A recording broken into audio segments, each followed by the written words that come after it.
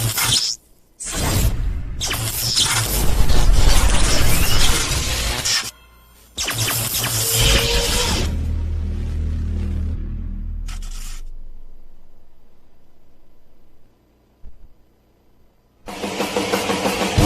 down, busy through the air in the first half, and he gets things going here with a touchdown. Plenty of room for Albert. A beautiful cut into the end zone. Hernandez around the corner. Beautiful cut, first down, and more from Reyes. Right side, find the edge, find the sideline. And here's that second gear. Hand off near side, Sanchez, foot race. And he's going to go untouched into the end zone for a touchdown. This time he's got a first down and more. In Pinkerton territory down the far sideline. Snap taking, pitch left side. Rock trying to navigate, breaks a tackle. Clemens back to the air. Deep down the near sideline, he's got a man. Harris Lopez, can he find room to the pylon? Yes, sir. Slant pass, touchdown, Souhegan. Far sideline, Londonderry's going to score a touchdown.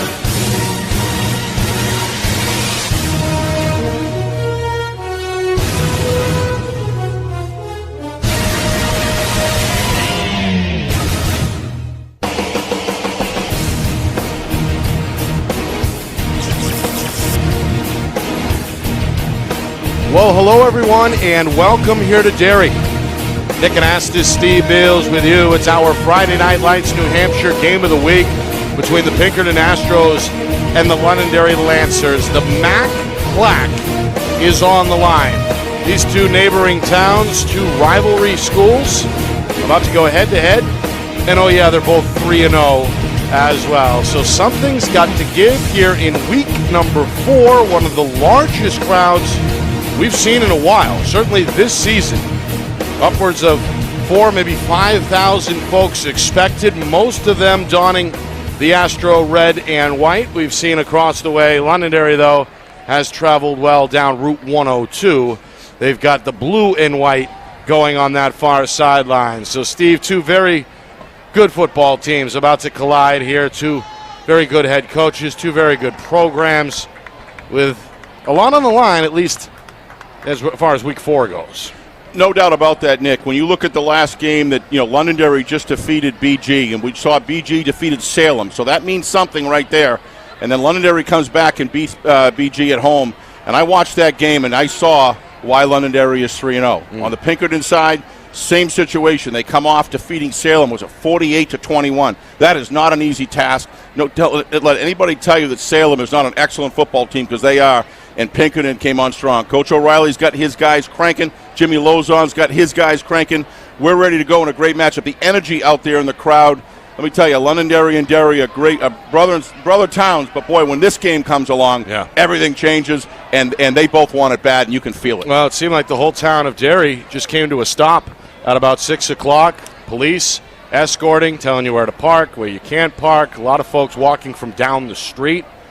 So parking really at a premium as far as I'm concerned, as early as this afternoon. But again, the main grandstand here below us is basically filled, and I mean filled, elbow to elbow. Some of the youngsters will be playing catch along the outskirts of the field, and again on that far side, that has been designated for the visitors. It's quite the contrast to what we saw a year ago, of course, when the entire state was caught up in the COVID-19 situation. The Astros themselves only played 3 games before throwing in the towel. And, of course, no visiting fans at all, no student section, very limited capacity a year ago. But, again, Friday Night Football is back. There's a lot of local media here.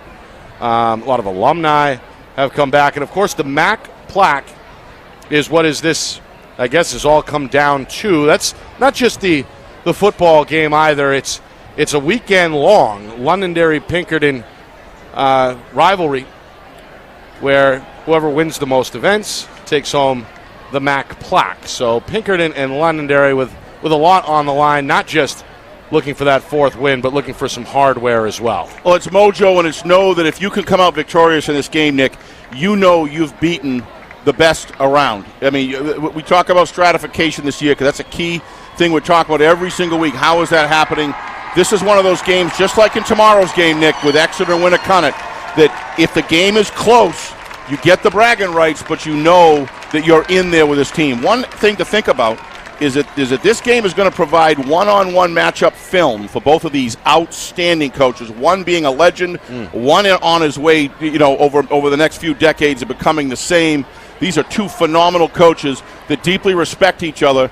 And let me tell you, they're both film guys, and they're high. They have a high IQ as far as football is concerned, and they have great relationships with their players. I saw Coach O'Reilly out there talking one-on-one with each player, getting the last-minute wrap on this game, Nick. This is going to be a good one, and it means a lot for that MAC plaque. But I think for the coaches, they're going to be looking to how do they individually match up one-on-one during that game. And we'll talk, as you said, about keys later on. Brian O'Reilly, been on the job for over 40 years. Also, of course, the athletic director at Pinkerton Academy. He's got one of the larger staffs that work with him on a daily basis. And as you mentioned on the other side, Jimmy Lozon, still in his mid-30s. Seems like he's been on the scene forever at this point. Brought a championship home to Londonderry, of course, 2 years ago in 2019 when the Lancers ran the table. Coach O'Reilly's Astros looking for their first championship since 2012, and both on that short list of contenders, as we know. Coach O'Reilly been to the finals, I think at least once, maybe twice since that championship. I think twice, right? I know at least once. Is it 12 or 14? I think they won it. I think, it might have been 14. 37 might have nothing been 14, but, not 12. That's my mistake. But that outfit is that he brings in as a coaching staff may have a large staff, but every one of them you can see has a distinct responsibility, and it's executed under his management extremely well. On Jimmy Lozon's side, he's got some of the best young up-and-coming coaches and some senior group that is the senior coaches as well that make a nice blend. And both of these teams' players are dialing into the management, no question about it. They know what their mission is, and we'll see how it matches up tonight. And again, the pomp and circumstance continues here. Two of the better bands in the state as well. Two of the bigger bands in terms of personnel and look at this prestige, to be frank.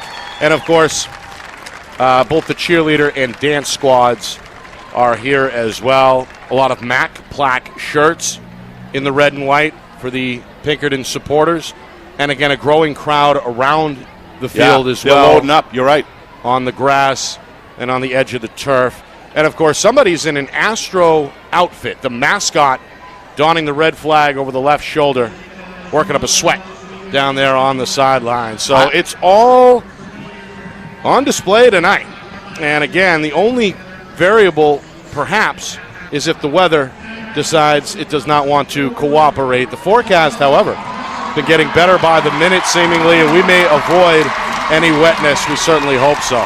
Boy, that roar sounds good, Nick. I'll tell you, I'm all for being safe, but I'm also for live free and die. Yep. And when you blend what's happened the last year and how this state has performed as it relates to managing health and managing freedom at the same time, very, very proud place to live in the state of New Hampshire, and it's living up to its creed tonight and its motto tonight. When you look out here and you see all these things, it's just such a blessing to have this back again, and it's back better than ever. Yeah. And when you look at these are the kind of numbers that you love to see football bring in, and these young people have gone through a lot these last couple of years, and to have them out here seeing what normal America is like carries a great deal of meaning, and it's going to carry into prosperity for these young people, and it's just wonderful to see. And they're still filing in, too.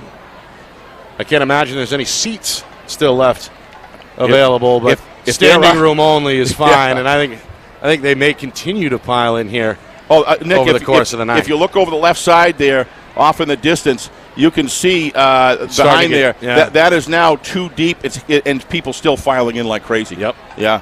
Color Guard Band continuing to take their place on the field here. National Anthem on the way. And again, football, big-time meaningful Division I football at center stage tonight here at Pinkerton Academy. So two undefeated teams about to go head-to-head in the latest installment of this Londonderry Pinkerton rivalry. Wow, hear that crowd. That's Londonderry coming out here. Yeah, that's the Pinkerton fans booing. I'll tell you what, as a former player, that was one of my favorite parts, getting booed at an opponent's gym or field. When you got as much Scottish blood in your Nick as you've got from your mom, it's not surprising that you don't mind that sort of thing. That's just going to fire a guy like you up. Absolutely. And I'm sure that's firing up Jimmy Lozon's crew out here as well. not even looking this way. They're all looking straight forward, marching around. But this is great stuff. This is what builds this Pinkerton Londonderry rival, and it's this sort of action from the crowd is what we've been looking for. Yeah. Well, one thing Coach Lozon did tell us last night on FNL Gridiron was that this group he's got this season seems pretty even-keeled. Yeah. Don't get too high, don't get too low. They take things one game at a time, and based on their entrance in front of these few thousand fans, I'd say that's about right. They're going to get fired up now, though, in the back of that end zone as we await now Pinkerton's entrance onto the field. So it's pretty obvious that the bands get along just fine and work in synchrony, but once the football starts, it's a war out there. It's kind of a nice contrast here of the great youth that go to these two great schools. Yeah, and they'll get a warm welcome now for the home team. This is fantastic. Wow. So exciting.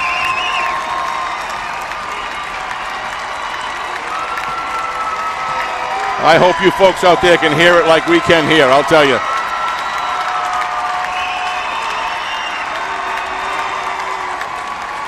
That says it all, Nick. All right, when we come back, it's game time. Pinkerton and Londonderry next. You are watching our Friday Night Lights New Hampshire Game of the Week. It's presented by Beals Insurance.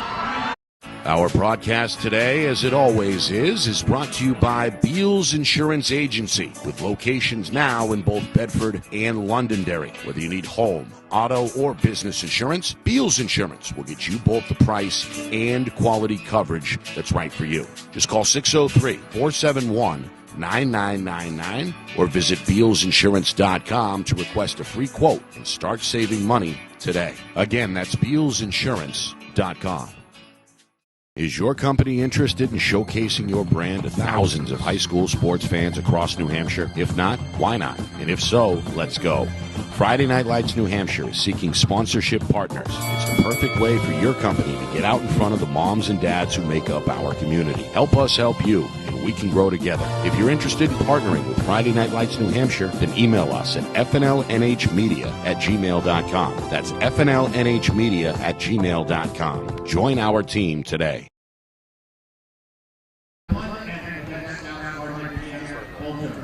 Please remain standing for the playing introduction and by both the Pinkerton Network and the Londonderry Pinkerton once again under the direction of Amy Foster.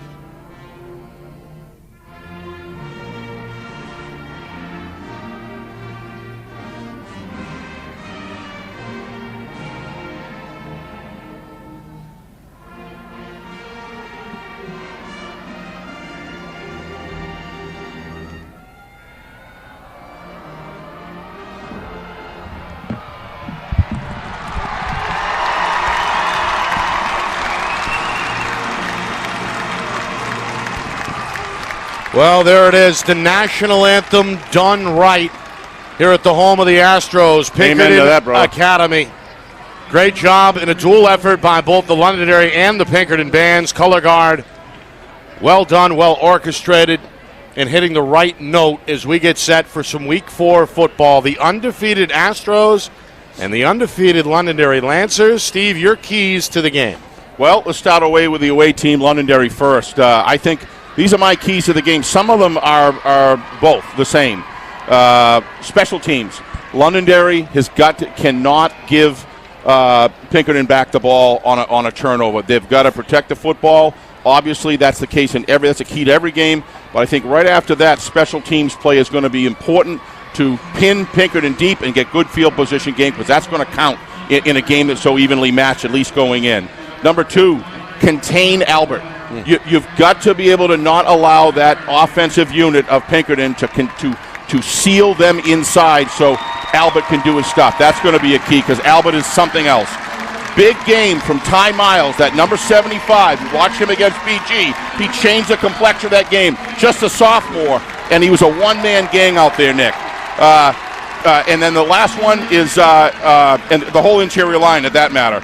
Jimmy's management of the game itself as it relates to timeouts, motivating his players, and the adjustments that he makes. On Pinkerton's side, get seal blocking for Albert.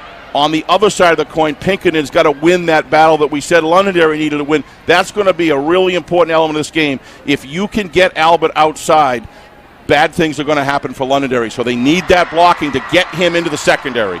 Third thing, the guards need to win the individual matchup. Pinkerton football is designed around those guards to be able to win that matchup, to either seal inside or contain or wash down or come on the backside and kick out. If Coach O'Reilly can have those, his players, his guards can win those battles, it's going to be a good day inside, and that's going to actually help Albert get outside, because the linebackers are going to have to come inside. No turnovers. We talked about this before. It's very important. No turnovers for Pinkerton, because you don't want Lozon's offense to get comfortable out there, because they can move the ball downfield very quickly. It's that type of a design. And then coach's second half adjustment. If you watch the great coaches and the legend coaches like he makes tremendous adjustments in the second half. If he's on top, he knows how to stay on top. If he's down, he knows what to fix. That's going to have to be present today against a very solid opponent on the coaching side, Jimmy Lozon. Those are my keys to the game, Nick. Pinkerton will receive the opening kick and have the football first here in this first quarter as we get set. Temperature just below 70 degrees or so. A little bit of humidity. Again, the rain seemingly holding off. We may get a shower or so as the night progresses. The lights are on. The crowd is amped up, as you can hear. An estimated 4,000, maybe 5,000 on hand. Oh, yeah. And again, both teams hoping to stay unbeaten when this one is put to bed in a couple of hours. So Pinkerton will receive it first. You mentioned Jake Albert, the 5'9 junior, now a 3-year starter. Showed up as a freshman and won a starting job from day one. One of the more electric players in the state, number 2 in red. He'll be one of the deep return men here on the opening kick. And started as a freshman at Pinkerton Academy, Nick. That's saying a lot right there. If you're starting as a freshman at Pinkerton Academy, that's almost unheard of. But we heard Coach O'Reilly when he was on our show with the Gridiron Show, Nick, that he knew that he had some special capabilities. He gave him a shot, and he won the job very, very early, and he's just a terrific running back. But let's remember now, special teams in a game like this that has this amount of magnitude to it is extremely important. Well, we'll get a look at the Londonderry kicker, Dylan Risley, as this Pinkerton crowd starting to pound the bleachers here just under us in the press box. This is a line drive kick, takes one bounce at the 15-yard line, and here is Albert picking his spots, turning on the gas, and he's up over the 40-yard line with a good opening return for Pinkerton. Sets up the Astros 1st and 10 at what looks like is going to be their own 41-yard line. That is where we will see senior quarterback Nathan Campos for the first time. Number 4 in red will be under center for Coach Brian O'Reilly. Now, one of the things that's going to be a net result of the key to the game about allowing Albert to be Albert, get outside and do his thing, get in the secondary, it's a byproduct of that, Nick, and that's getting this crowd ramped up into the game for Pinkerton, and that's going to be a real asset for them if they can keep the sticks moving. Believe it or not, the return was not by Albert, not number 2, but number 3, Lorenzo Milana, who's almost just as quick. Meanwhile, first down, they go inside. The big back, that's Jack McKiernan, 5'11 senior, one of the co-captains, able to drag the pile with him up to where? About the 47, a gain of 6, 2nd and 4. Let's take a look. If we get a replay on that, that left guard looked to me like he had a great block. I don't know if we're going to be able to get that or not. It might be too Here we late. go. Here we go. Pinkerton working quickly. Yeah, good pull out. There's McKiernan again, big, strong, pulling the pile with Nice him. job. Meanwhile, Campos under center, Londonderry showing blitz. They go to Albert near side.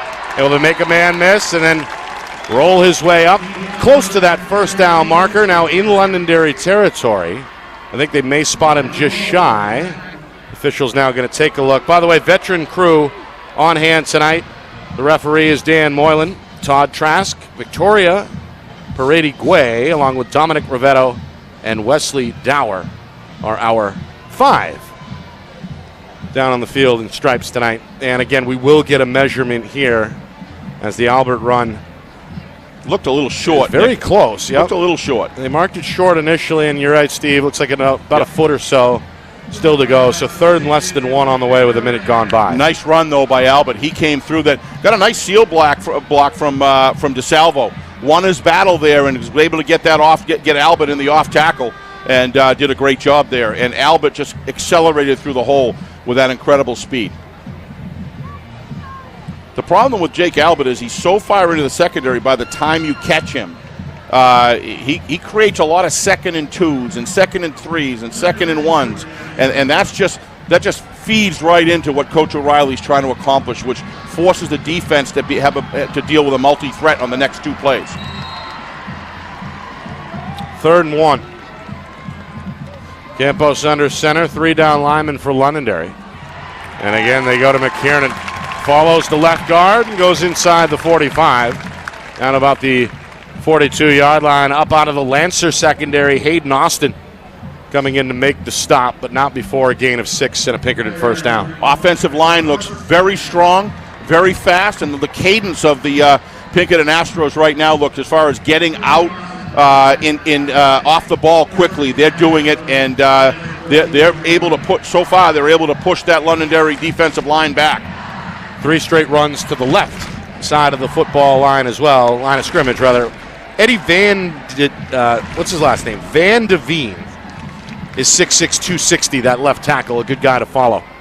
Albert in motion on 1st and 10, a flag flies. The handoff is to Milana, and he'll go inside the 40 down to about the 38-yard line, met by the kicker, who is also one of the linebackers for Londonderry, that is Risley. Meanwhile, again, a flag was thrown upon the snap. Yeah, it looked like a jump. Officials going to chat in this one. I don't mean on the offense. I mean, it looked to me like it was on the defense. It's an illegal shift. Illegal shift, okay. Against Pinkerton. Okay, so he must have got back, number 58 from Matthew Jasper. It looks like he got back in time, Nick. I thought that's what it was, because he did jump a little bit, but he quickly got back. Coach O'Reilly not happy along the near sideline. So the setback sets up 1st and 15, back to the Lancer 48-yard line. Opening drive of the game, 2 minutes in. And it's a 4-man front this time. Albert, left side, going to spin. Keep moving those legs down to the 40-yard line, a gain of 8.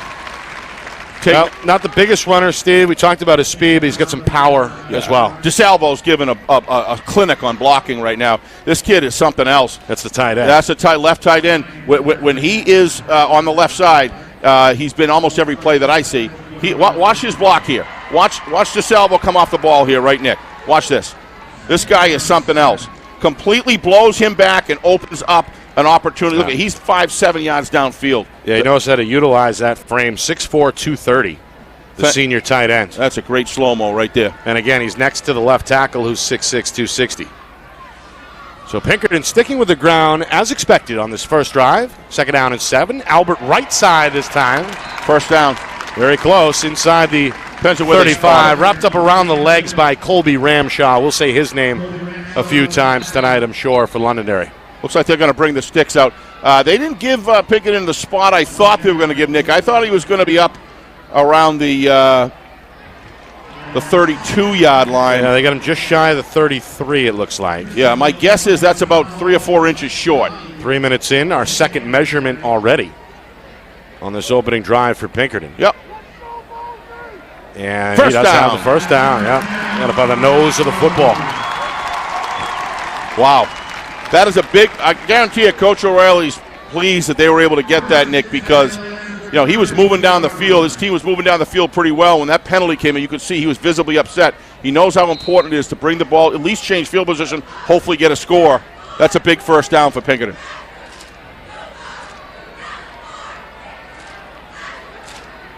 They'll send one wide receiver to that far side, right? That's Aiden Garone, 6'3" senior. Campos will throw for the first time. Down the seam, looking for Albert, incomplete. May have overthrown the 5'9" receiver by just a hair. Albert, a good effort. Tried to reel it in with the left arm, could not. 2nd and 10. Play by design. Get to Salvo down there deep next to Albert, probably 7-8 yards to the left. He drew the center. Watch, he drew the safety, and then Albert slips away, and they knew he'd be open. That's a great play call. Just a little too far.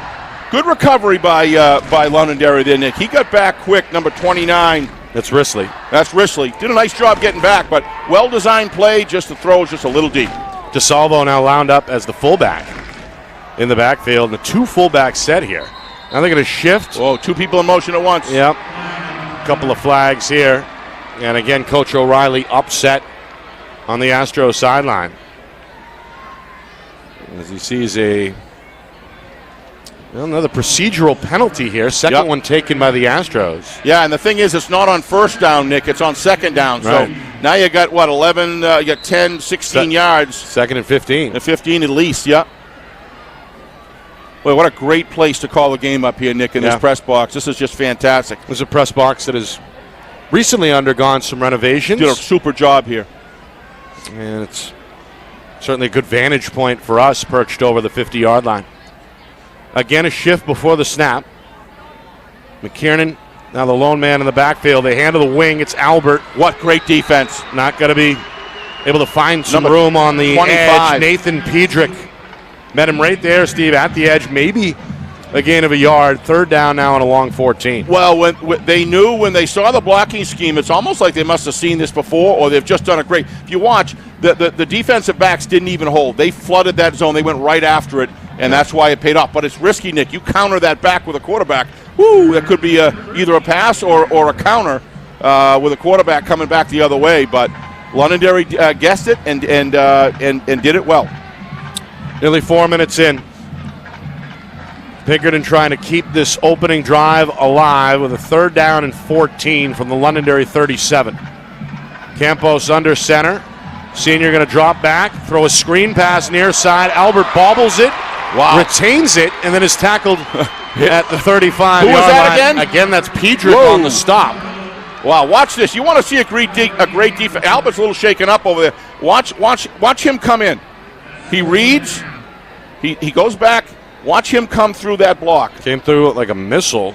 What a terrific job. That's a great tackle. That's a form tackle right there. Yeah. Hit, wrap, lift, and drive into the ground. This is 4-down territory, though, apparently. 4th down and 12. And it looks like Pinkerton Going to punt it, I think. is going to punt it. You're right.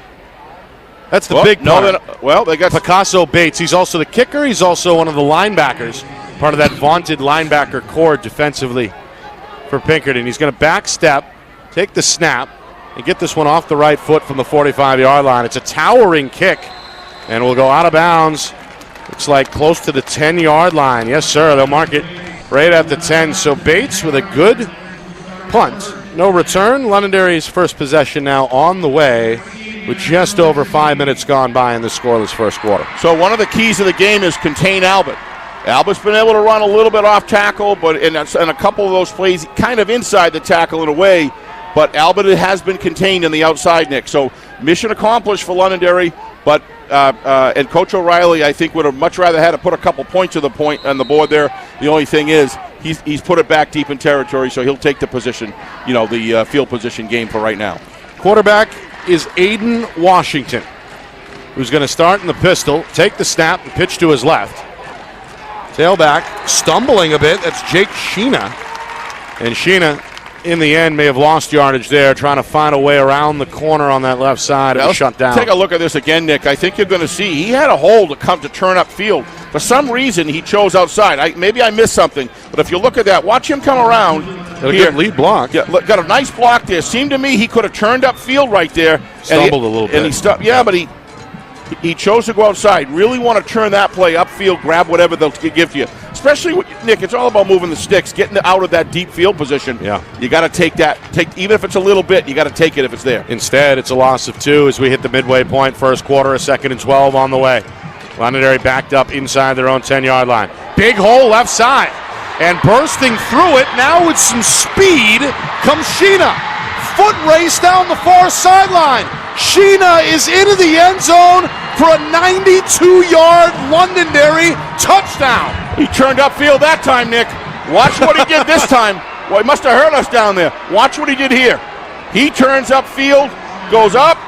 Look at the hole. Immediate cut. Look at that hole. What terrific blocking there by the tight end. And then there's that second gear as Sheena was speed. Off to the races from there. What a terrific job of running right there. 92 yards. That's got the visitor sideline going bananas here in Derry as the Londonderry fans celebrate the game's first touchdown. So 6-0 Lancers. Extra point try is up and good by Risley. 7-0 Londonderry as they go 2 plays, 90 yards. I don't know if we get that replay again, Nick, in between, but if you look at there's almost an over pursuit there where they got caught in the middle. But watch that kick block on the outside if we can get that. Yeah, I think Ben's trying to get it. There we go. If you can slow it down, Ben, watch that kick block here. Who is that? That was the that's the play before. Okay. Well, he got a good seal. And again, that seam opened up at the right time, and he hit the gas. Right, but both of those plays appeared to be very similar, Nick, as far as the blocking schemes are concerned. Here we go. Now watch this in slow motion. Watch him turn. Look at that 19. Is it 19? That is just one terrific block. I think that's Ramshaw. That's Ramshaw. And 18. Who's at 11? Right over here. Terrific block. I think it was from 11. Let me see who that is. Still learning here. Well, that's Andrew Coleman, I believe, if it was 11. That's just terrific blocking. And, boy, you said it right, Nick, did he ever have second gear? Thanks for the replays, Ben. Great job. He flew down that far sideline. Great camera work with John and Craig upstairs and John down the field. We're hoping to add a third camera here soon. Nick almost fell over when I told him. Yeah, doing a great job for sure. They sure are down there. 7-0 Londonderry. After a lengthy opening drive, Pinkerton are going to get it back for the second time. And a good run back. Nice return. One of the up men. That's Bates. He's also the punter slash kicker slash linebacker slash up man. He's up across the 34-yard line. 1st and 10, Pinkerton. On that play, the first one where they lost yardage, I said, wow, Pinkerton swimming. And then all of a sudden they come back to, I think it was the same play or darn close to it. But the blocking is just outstanding on both of these teams on the outside, Nick. Well, both coaches felt like a lot may be determined tonight in the trench with the one-on-one matchups. And so far, Londonderry got the key stop when Pinkerton was approaching the red zone, and then they go 2 plays, 90 yards to score the game's first touchdown. Here's the game's first carry. This is Pinkerton's Cole Yannicos down into Lancer territory. A first down and then some. Able to roll his way down inside the 45. Yeah. It's a big gain of nearly 20. 50-56. Blew out. It's completely kicked out. Ben, can we get that again in between? You don't mind, Nick, do you? Because this is exciting to watch. This is the flavor of the fabric of the game right now. Here we go. Watch this kick-out block by 56. That's Anthony Terenzio. What a terrific job. Got the seal. Yeah. Well-coached, well-conditioned lineman, Nick. Coming up on 5 minutes. Quick snap. Fullback give. McKiernan bottled up. That's your boy, Steve, down there, the nose tackle for Londonderry. I thought that was Ryan. Who was that? 76. Oh, okay, I thought it was Ty Miles, 75. No, that's but 76. You're right. That's his mate down there in the trench, Brian Barbado. Is Brian on the stop? Brian's a senior? Well, it looks like they've got Miles over the ball. Oh, no, he's the nose. No question about that. Then Barbado to his right. Okay. So that that combination down there Terrific. clogged things up and held Pinkerton to only a yard. They go to the tail. It's Albert on the spin, and again, not going to get much. Yeah, again, Barbado got a piece of him. Campos giving a clinic on how to decoy, how to make fakes. That is what Pinkerton spends incredible amount of time of executing that to perfection, Nick. It's very hard to pick up, and Londonderry's doing a great job reading their keys, and those linebackers are holding until they know who has the ball, and they're coming up very, very well. But it all happens by those 3 down linemen there, Nick, providing vision for those linebackers by staying low and controlling the offensive line. You got to look at 8th-year head man Jimmy Lozon on that Londonderry sideline, hoping the defense can get a stop. They won't. Yannicko's going to break. He's through. going. Yannicko inside the 5, He's into the pylon, touchdown. We got a game. Pinkerton. What a second effort. Cole Yannicko, the 5'9" junior tailback, able to find a way through that pile somehow, some way, to put Pinkerton on the board. Just wrestled his way out of an arm tackle there and goes the rest of the way into the end zone. What an effort.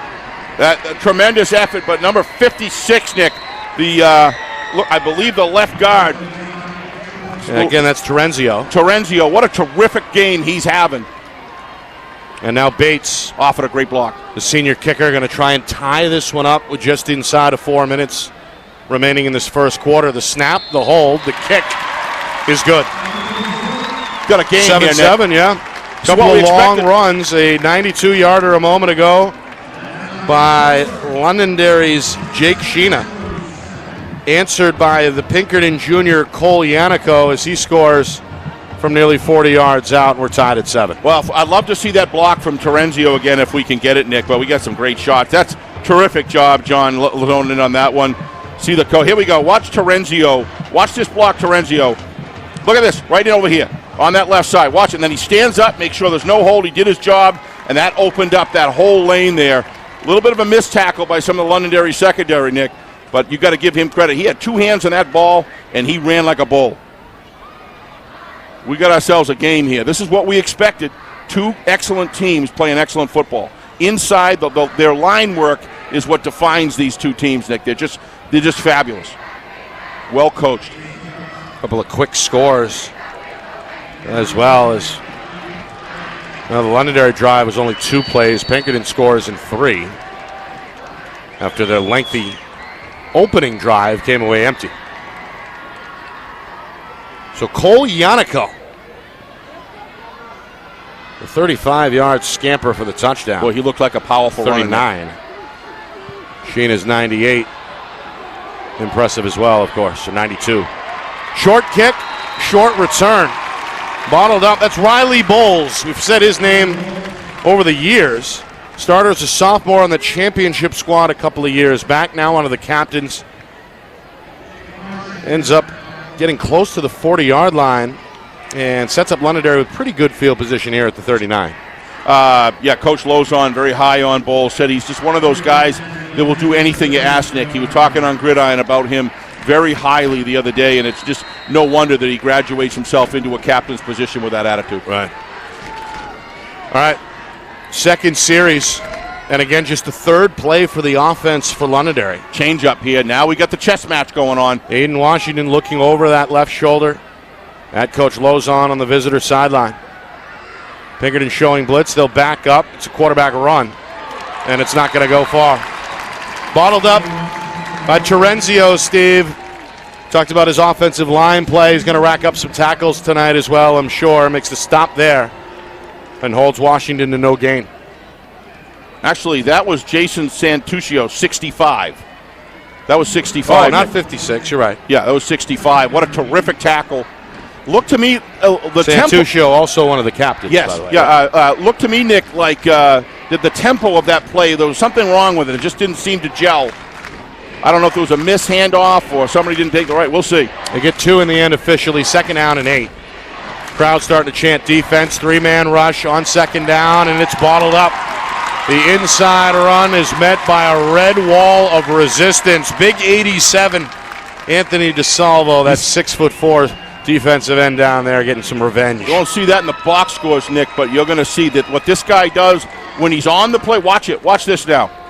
They have him wrap him up right in the middle. Nobody can move this guy. His extension, his strength, his size, his height, he's very difficult to block. Sheena did not have a chance on that one. 3rd down and 9. Londonderry trying to come up with something through the air. Roll-out pass. Catch made at the midfield line. He's got a first down. Down on one knee, that's the receiver, Kyle McPhail, and McPhail's got the first down by about a yard or so right at the 50-yard line. Look at that nice rollout. Good throw off the back foot. And he knew exactly where the first down marker, Nick, and he's a yard over. That's just smart, intelligent football. Sometimes not easy to catch from one knee either. No, it isn't. It isn't. I don't know what it is, but it's a tough angle. I can't catch from 2 feet, so no, I can. I can't run anymore, but I can. I'm not sure if I can do either anymore. Yeah, you can. 2 receivers each side. They're going to spread it out for Washington on a quarterback draw. 56. There's Terenzio. There's Terenzio. He gets him down where? At about the Pinkerton 47. Call it a gain of 3 for a 2nd down and 7. As we move inside now of 2 minutes in this electric opening quarter. Yeah, this Pinkerton defense is stout, Nick. These guys are tackle well. Wouldn't surprise if half of them are down wrestlers as well, the way they tackle. Londonderry, I thought they were going to try and speed up the pace a bit after an abbreviated huddle. Now we see a timeout. Something not quite right there. It's the first timeout either way as Coach Lozon marches onto the field to have a word with his quarterback. We talk about key to the game 4, Jimmy's management of the game. You watch this guy, he's way ahead of it. Actually, he's in his 30s now, but I'm sorry, even in your 30s, this guy has a real good sense of what's going on in the game. Became a head coach at 23. Yeah, I mean, that's that, and that's a big factor. Right. But Jimmy knows his team. Some of those offensive plays, Nick, have been a little shaky, a little bit of blocking off. Get your guys back in the huddle because he recognizes how important. Here we are with 132 coming to the first quarter close. He wants to win the quarter, and that's what he's trying to do right now. Make sure he wins the quarter when you're away. That's really important. Minute 32 to go. Coach Lozon, graduate of my alma mater, Manchester West, played there and got his first head coaching gig, as I mentioned, I believe at age 23. Coached the Blue Knights for a while, spent some time at the college level with St. Anselm as well. And he's going to dial up a pass play out of the timeout. Nice throw. Washington hooks up with Anthony Salcido. And Salcido, watch the pocket that they give him, so he's got good vision. Excellent pocket to throw from. That gives him the vision downfield and a great route runner. Clean pocket, tackle made by the safety, Don Terrio. And again, a quick snap taken by the backup quarterback. That's Drew Heenan. Heenan's give is to Bowles, and Bowles on his first carry is going to get about 3 yards down to the 30 as we move now inside of a minute to go. First quarter. So Pinkerton hoping to tighten things up here on defense. Well, in the final minute here of this first quarter. Jimmy wants 4 or 5 yards in that, not 3. He'll take it, but you really want to get that 4 or 5 yards, and now you're looking at 2nd down with a pass or a run as a threat. And that just makes his offense that much more potent. It's officially a 2nd and 6. Heenan still in at quarterback. Takes the handoff, keeps it himself left side, and won't get back to the edge. Yeah, there's some stuff going on, Nick. I don't know what it is, but that's the 3rd play of this drive that the quarterback has thought it was one play, and it looks like somebody else is either thinking it's something else. So Russell Patricus on the tackle. I think Coach Lozon called that timeout to sort of straighten that stuff out, but here it is again. Now they got themselves into 4-down territory. Although their kick has got a great leg. But you're looking at, 44, 45 yards. So they need some more yardage right there. Probably 4-down territory to get the sticks moved. 3rd and 5. And Londonderry's going to run out the rest of this first quarter clock. Lancers will face that 3rd and 5 from the Pinkerton 27 when we come back. 7-7 here in Derry. A great start to what could be an instant classic tonight at Pinkerton Academy. Right back to the turf field in a moment. You're watching our Friday Night Lights New Hampshire Game of the Week. It's presented by Beals Insurance.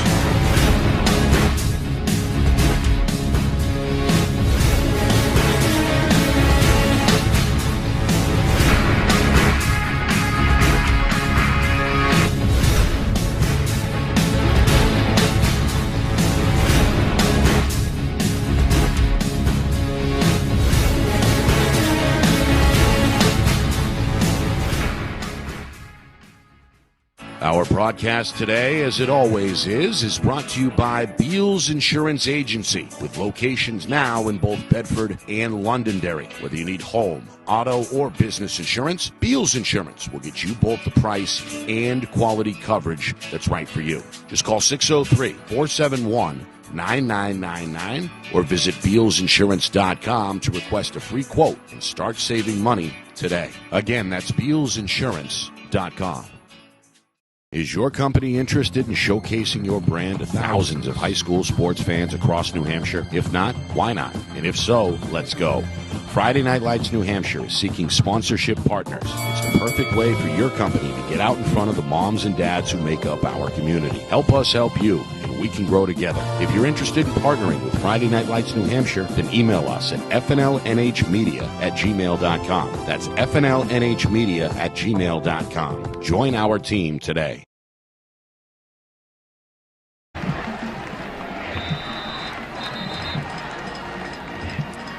Welcome back here to Derry. Second quarter underway. A 3rd down and 5.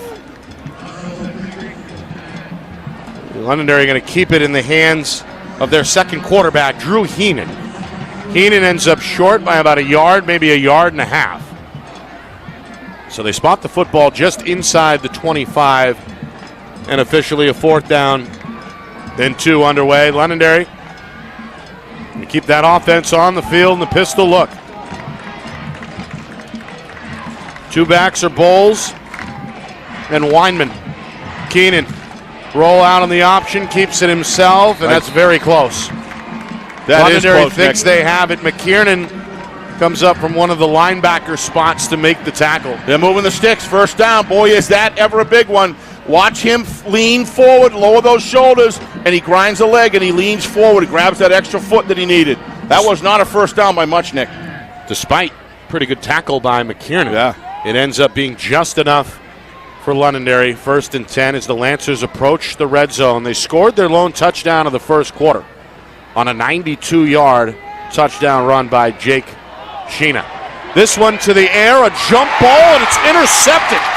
Russell Patrikis with the pick, makes his way back up to the 10-yard line, and he has the game's first turnover and is now celebrating, flexing his muscles along the home sideline of this home crowd. Always turnovers, Nick. Big part of the game. That he had separation, but the ball wasn't thrown quite far enough. Looks like he had some of the defensive players towards his face. He tried to come back and steal it, but it was just a little underthrown. Great job by Pinkerton defense to get a good pass rush to take away his vision. Yeah, he had the inside look or inside position on Anthony Salcido for the grab. We welcome those of you watching in full 1080 HD on, and there's a lot of them, FNL NH Media. We appreciate you tuning in live. 7-7. Londonderry scored first. 92-yard touchdown run by Jake Sheena. Just 3 plays later, Pinkerton able to answer at about the 4-minute mark with a 39-yard touchdown run by Cole Yannico. Don't forget to subscribe. Again, the channel is FNL NH Media. The home is YouTube. The platform is YouTube. The channel, again, FNL NH Media. Subscribe for free. We're going to be all over the state this fall. You do not want to miss a thing.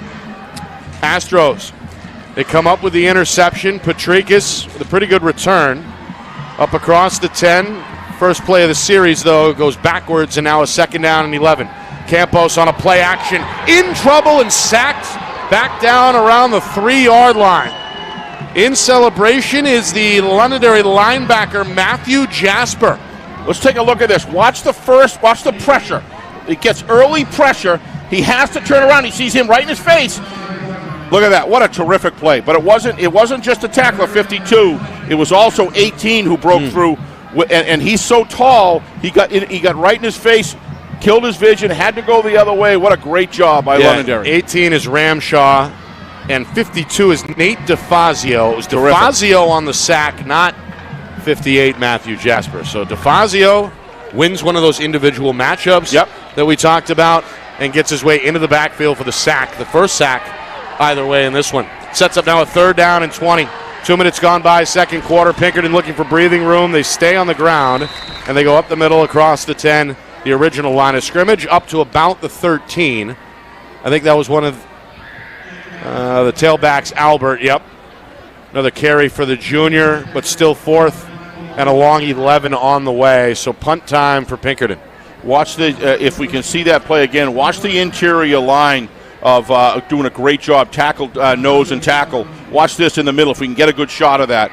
Now watch what these guys do. Look at 75. What an incredible job he does to hold up.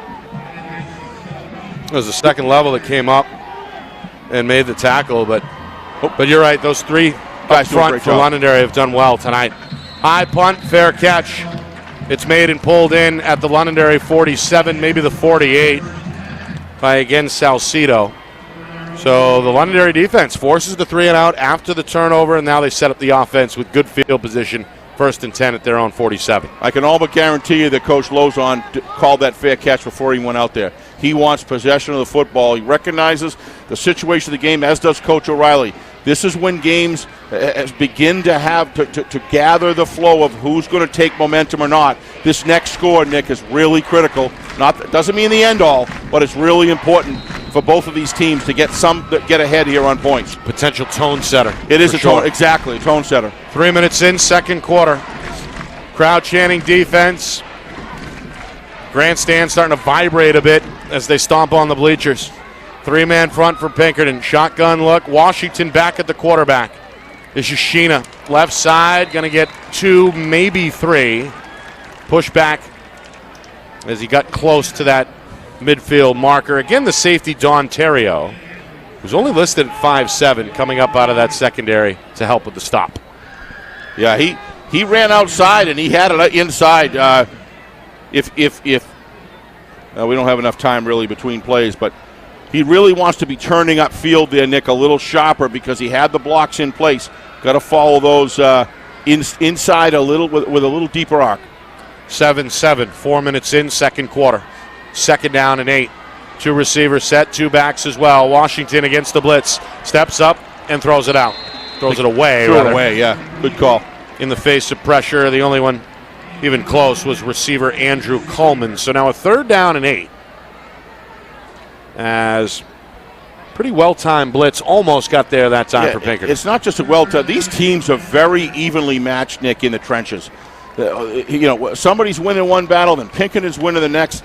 This is a war going on the inside, and both of them are having their moments, but it looks like it's becoming difficult to score. Sometimes that can break open, and it may. But right now, both interiors doing a mark-up job. 3 receivers set on 3rd and 8.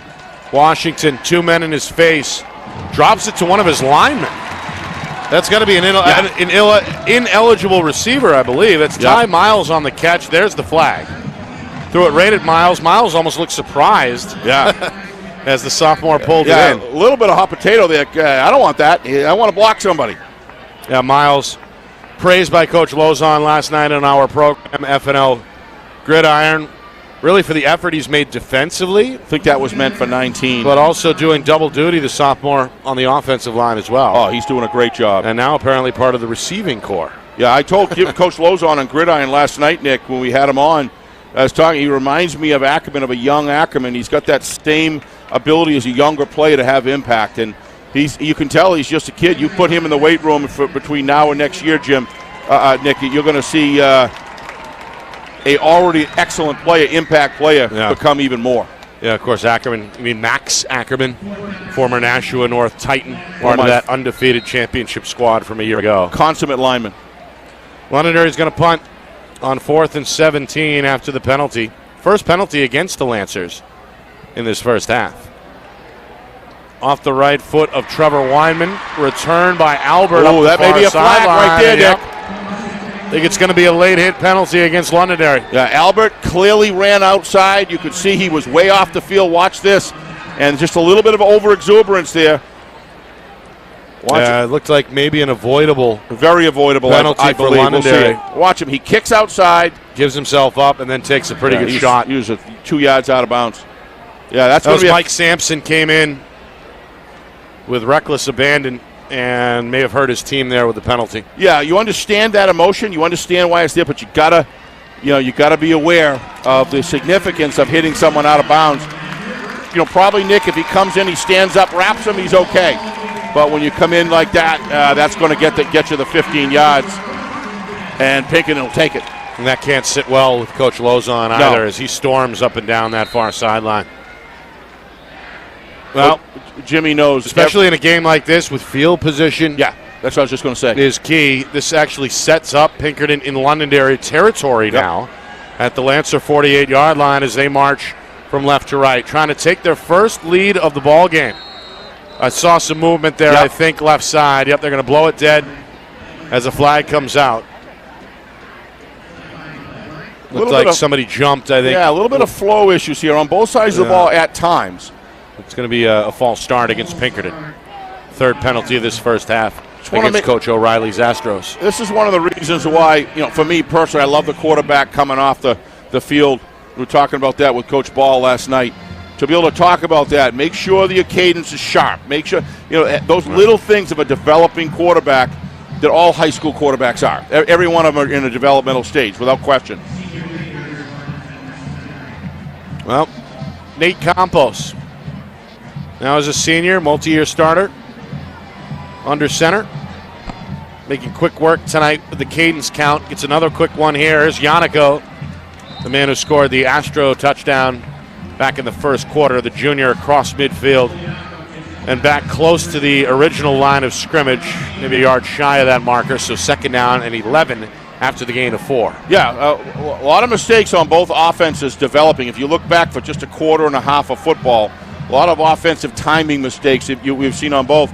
Yeah. And it's hurting the scoring, and it's hurting the ability to get into any kind of tempo, which offenses are so much about tempo. You're right. We've seen 5 total penalties. 4 of them have been pre-snap along the line of scrimmage, including all 3 against Pinkerton. Yannico, he's a horse. Got some room. Look at number 77, I think, Nick, here.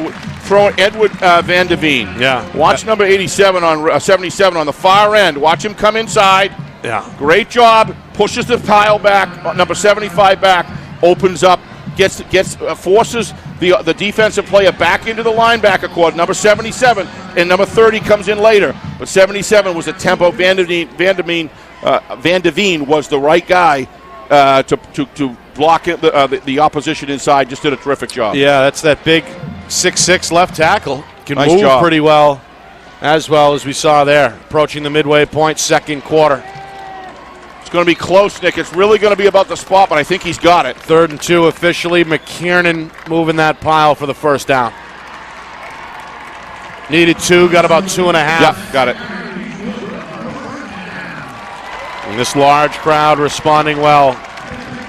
Coach O'Reilly knows that if we can clean up the penalties on their drives, they are getting the blocks that they need to move the football, move the sticks, Nick. If he can stay out, if his team can stay out of the penalty thing, they got a nice flow going here, their offense. But that quarter, Campos has got to make sure he's clear and concise and take command. Campos going to go back to the air, down the far sideline. He got it. Jump ball is pulled in. Oh, he said no. And then it's ruled. Well, they're celebrating as if it's a catch, and the officials, I do believe, are going to give it to him. They're going to give it to him, yep. That's Logan Goki, the 6'2" senior wide receiver, able to time the jump well. The pass is on the money, and it's reeled in. He was in. By the fingertips, just shy of the 10-yard line. What a great reception. Look at this throw. What great photography. Nice job, John and Craig. Terrific job there. Wow. And Weinman right in his face on the throw. And still able to pinpoint it down that far sideline. Now inside the red zone for the first time tonight. Ooh. Pinkerton. They go back to Yannico, and he'll get thumped along the left side. Watch Ty Miley here, Nick. As Miley, the sophomore, able to track him down at about the 8-yard line, a gain of 2. My kind of player. Second down and goal on the way from the 8. Watch this. Sheds the block, comes over, hits, brings him right down. Good wrap. He's a load, Nick. He's just going to get better. Jimmy's got a live one right there. Yeah, he praised him, as we mentioned. Last night went out of his way to single out the sophomore. In motion.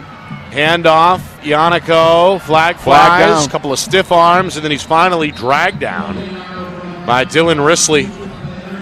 About 2, maybe 3 yards in the backfield. Again, flag What is this call? I don't know. The flag's down about at the 9-yard line, right near where the ball was snapped. Holding. And it's a hold.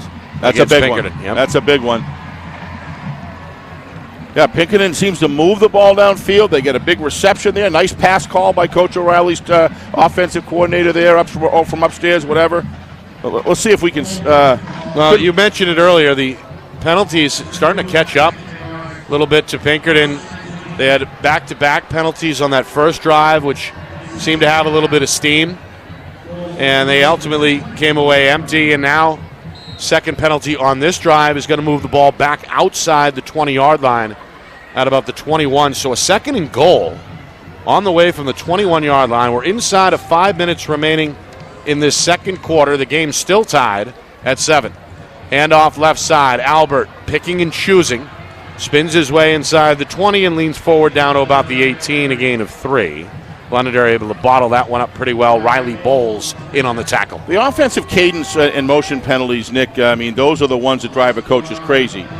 But a lot of this, you get a hold or two in these games. Sometimes it's just because the defense is so aggressive and so fierce that you're trying to protect the play. And the defensive handwork and footwork of Londonderry is really causing fits at certain times, and it's very easy to get caught in a hold in those situations. But that play just never seemed to get off the ground. Good penetration by Londonderry. 3rd down and 17. Londonderry hoping for a stop. Pinkerton is going to see this one blown dead. Timeout. Coach O'Reilly. I like the call. Going to call a timeout. First timeout charged against Pinkerton in this first half. Both head coaches now with 2 remaining as the clock stops with 3:40 to go until halftime. Coming up at halftime, by the way, on the field, an extended halftime to accommodate the bands as both Londonderry and Pinkerton will trot out their bands here under the lights on the turf. And then, of course, it gives us, Steve, a chance to catch up with some out-of-town scores. We'll look back and recap that first half, plus get your keys to the second half as well. That's all coming up at halftime. 3:40 to go here in this second quarter. Well, I wish one of my first keys, Nick, was avoid penalties. But I didn't expect it. I just think this is just 2 very good teams just giving out everything they got. And it's just there's going to be mistakes. But those who can clean, the team that cleans those up in the second half is certainly going to get a hand up if they can do it. Yeah. Well, again, Pinkerton 3-0. A blowout win opening night. We were there. Nick, at Wyndham, 33-6. They beat Keene 38-19, doubled up the Blackbirds, and then surprised everybody, not just by beating Salem last week on the road, but beating them big, 49-21 the final. Londonderry, of course, 3-0 as well, coming in off a win over BG. Campos into the air, knocked away, incomplete. Good coverage. That's Grady Darren, who got inside the intended target. Another jump ball for Goki. But Darren knocks it away. A well-timed jump in the end zone, and now a 4th and goal. Watch the matchup here. You've got a 6'3", 6-foot guy on another 6. That's just great matchup work. That's putting the right defender on the right receiver, Nick. Well, Pinkerton, it looks like, is going to try for 3 here, Steve. Looking for their first lead of the game. He's got a good leg. The senior Picasso Bates, who handles the kicking and punting duties, is going to get a shot here right down the middle of the field from about 34 yards out. This kick on the way. Got it. And good. He's got a leg, Nick. That could have gone another 12, 15 yards and been good. Straight as an arrow. So Pinkerton, they take their first lead. They cap off a short drive there. It began at their own 48. Special teams factoring in already. 34-yarder by Picasso Bates. 10-7 Pinkerton. When you got a game like, wow, look at that kick, Nick. Wow, that is right through the goalpost. That's just a terrific job right there. Great concentration. Good hold by the holder of Pinkerton. Yeah. That's a big play right there. Good snap, too. Yep. So, Londonderry scored first on a 92-yard touchdown run by Jake Sheena. Since then, though, Pinkerton came up with a turnover. Yep. A 39-yard touchdown by Cole Yannico, and now a 34-yard field goal by Picasso Bates. And that is our scoring to this point, 10-7 Pinkerton. Still 3.5 to go in the second quarter. Yeah, you take Pinkerton's penalties out, Nick. There's a lot of offensive drives that were thwarted due to their own penalties. And I'm sure that that's what Coach O'Reilly will be all over coming out in the second half. Remember, Londonderry, chance maybe to double up here. They're going to receive the kickoff to begin the second half. And still with enough time to work things here late in the second quarter. Fielded here on a squib. This is Nate Rosario. Took what was dance there. Along the near sideline and then put his head down at about the 30.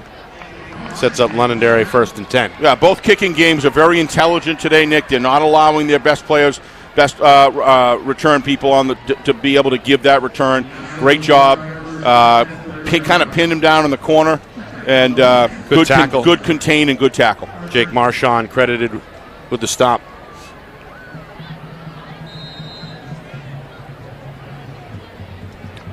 All right. We've seen two quarterbacks split snaps tonight. I don't even want to think, Nick, of how many people are here right now. This is unreal. Say north of 5,000. It's my guess. It's a lot. Drew Heenan back at quarterback against a three-man front in the pistol. He puts Weinman in motion and hands to Sheena on a dive play that won't go anywhere. Bottled up in the A-gap there. 65, right in the middle of it. That's Jason Santuccio. He's been busy. Yeah, with his pal 56 coming in for support. Yep. Terenzio. Wow. Both are co-captains. And both combined for a stop there. Boy, they have a nose for the ball, Nick. They just read keys extremely well. Yeah, I noticed that in the Wyndham game. That linebacker core got a lot of experience for Coach O'Reilly. Meanwhile, Keenan, quarterback keeper, forward progress is going to get him up to about the 34-yard line. Maybe the 36. DeSalvo, boy, I'll tell you, he's so tall, but look at how he gets in the play here. Oh, I had the wrong guy. Not 87. Trying to pull it loose. Who was there that at the here? end. 77, Vandemeen. Nice job. He's playing a good game. 3rd down and 4. Big play coming up. 2:20 and counting. Weinman in motion. Heenan, pitch to Weinman. And it's well executed for a first down. Across their own 45 up to the 47. Good timing on the pitch. Great timing, well executed play. Quarterback did a great job. He held it to the last minute. Waited, hit the pitch man, look at 28, get downfield, hit a nice block. Yep. Well executed play. Oh, going to get another great view of this right now. Another now good watch tackle. number 28 come on down the line. He hits that block on number 5. Great work. Sorry, Nick. I guess Man in motion. Handoff on 1st and 10. Again, the quarterback keeper.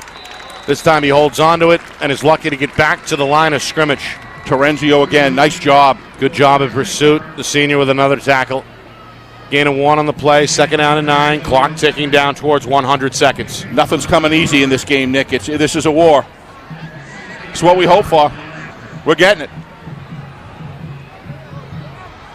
Heenan taking his time and now seems ready for the cadence. 3 receivers set. He's in the pistol. Blitz by Pinkerton, picked up well. Heenan deep down the near sideline, incomplete.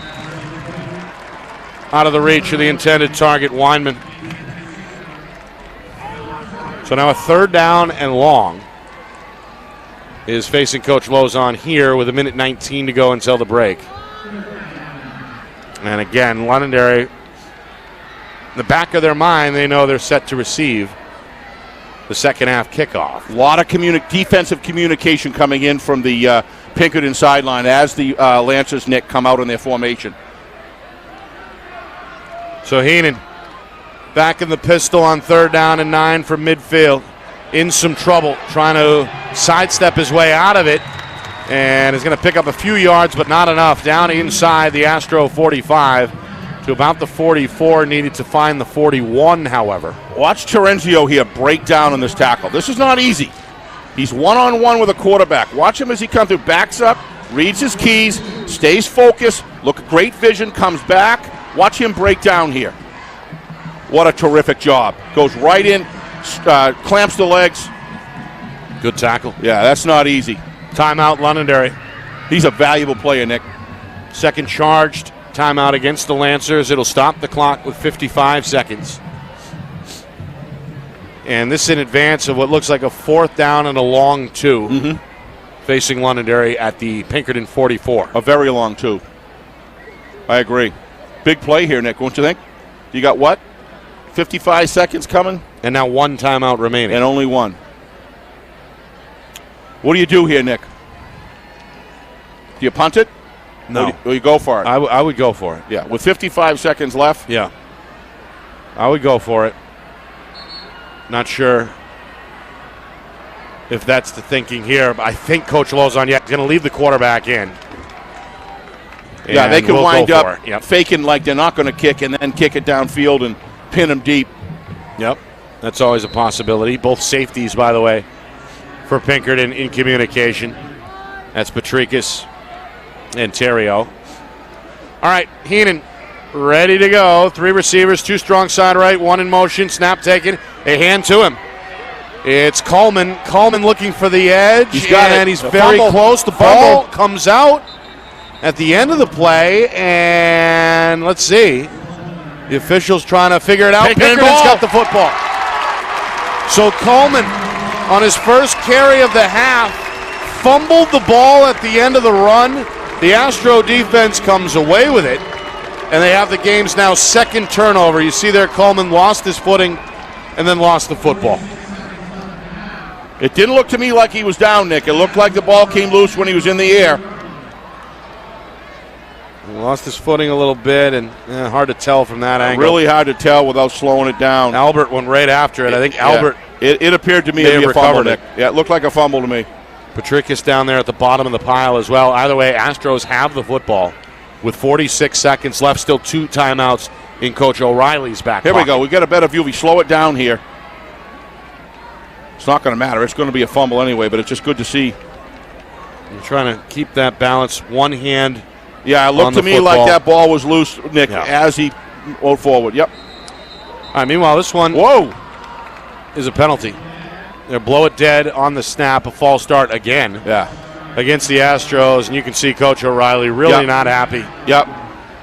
Demonstrably upset on the Astros and he's sideline. right. He's right. These things shouldn't happen. This is a mental breakdown, Nick. These cadence things, you can't have them, and Coach O'Reilly's correct to being a little upset about that, to say the least. And but this is really thwarting so many drives, Nick, that they've had. Momentum killers. Yep. For sure. 1st and 15. Ball backed up to the Astro 35. Campos, quarterback bootleg out and out of bounds across the 40 up to about the 42. Didn't take very much time. Got a few yards out of it, but they're going to need to move the ball a little further down the field than that, Nick, per play, because how many timeouts do they have? I think 2. 2. Okay, well, they got 2 timeouts. So still 41 seconds. That's the point. Good point. 2nd down now and 8 as Coach O'Reilly sends the play into the huddle.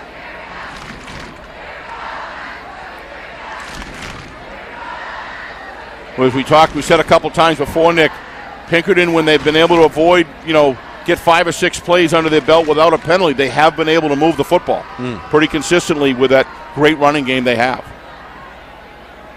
Campos under center on 2nd down and 8. Hand off. Albert on a dive, took a lick. 25. He's been all over the field, Steve. That's Nate Pedrick. You want to see another tackle for Londonderry. You want to see a hit? Watch this replay. And now a timeout, Astros. By the way, we're going to freeze the clock. Don't blame 33 seconds. Watch this straight up tackle here against Jake Albert. Comes forward, complete breakdown. Wow. Met him in the hole and made him pay. Yeah, hit wrap and drive, and he goes right through it. Wow. Closing in on a handful of tackles already. Yeah, Jake. In this first half, Astros now facing a 3rd and 3 with just inside of 33 seconds remaining. Reminder. Go ahead. So I was going to say, one of Jake's great strengths is he goes through the hole full speed, Nick, and he breaks it. That particular time, he was ready. He just ran into a wall. He ran into a wall right there, but Jake he's a great upfield runner, but yeah, they've used him inside tonight, too. Yeah, they have. Yep. Kind of a cutback. He kind of tried to act like he was going to sweep and stretch the field, then he turns back, goes the other way, but this Londonderry team is all that we, you beat BG after beating Salem like that, Nick. This Londonderry team's a good football team. You know Pinkerton was beating a great Salem team like that, and I'll tell you, if we can get the laundry off the field in the second half, we're gonna have a great second half. Yeah, here. penalties have factored in, no doubt, for sure in this first half. All right, 3rd down and 3 out of the timeout. Astros hoping to keep the drive alive at their own 47. On a 3rd and 3, Bowles showing blitz on the edge. He's going to back off. Londonderry with 3 down linemen. Campos is under center, takes the snap, fakes the handoff, looks downfield, throws deep down the middle, intercepted. It's Colby Ramshaw, one of 4, maybe 5 players in the area defensively. And the cornerback able to reel that one in, intercepted. First turnover by Pinkerton. Sets up Londonderry just shy of their own 30-yard line with 25 seconds to go. Watch this pocket just cave in. Yeah, he's been under pressure tonight when he's dropped back to throw. Yes. That time threw right into the teeth of the defense, and Ramshaw an easy takeaway. Nick, I haven't seen a game in a long time where the lines all of a sudden gain momentum. Usually when you see that, then the team at a high school level begins to take over. Not in this game. No. This is a back and forth battle where the offense and defensive lines is going to nail it here. Yep. Oh, penalty. Oh, flag flies late. Keenan took a knee.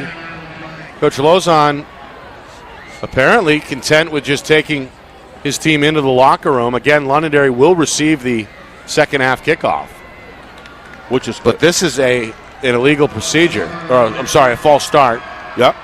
Against Londonderry. So 5-yard penalty against the Lancers. And I think we just may see one more snap and possibly a knee here with just inside of 24 seconds to go in this first half. There's the knee, and that should do it for the action. So, an interesting first half to say the least. As Londonderry scored first about midway through the first quarter, a 92-yard electric run by John Sheena. The last 10 points, though, go to Pinkerton. A 39-yard Cole Yannico touchdown run, a 34-yard field goal by Picasso Bates. And that's where we are at the midway point. 10-7 Pinkerton at halftime. Did we expect any less, Nick? No. We thought it'd be close, and they're giving us our money's worth for sure. And this crowd is electric. They got their home team is ahead, but I agree with you, Nick. I think there's got to be in excess of 5,000 people here. This is unbelievable. What a crowd. Just incredible. But let me see.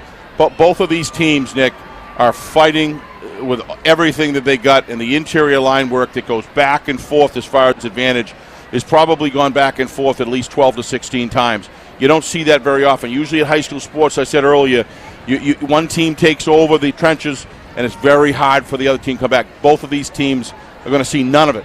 And they're going to just keep on coming until the last second is off the board.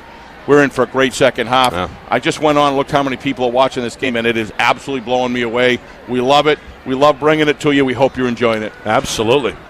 All right. Enjoy the sights and sounds of the halftime show as well. 2 of the nationally recognized bands and 2 of the best, frankly, the state has to offer, about to put on a show here over the next 20 or so minutes. And we'll take a break and come back here in the booth in a few moments and get you some out-of-town scores as well. It's a busy week 4 across the state. And, of course, we'll get Steve's thoughts on that first half and preview the second half as well. So at halftime in Derry, Pinkerton 10, Londonderry 7. You are watching our Friday Night Lights New Hampshire Game of the Week, presented by Beals Insurance.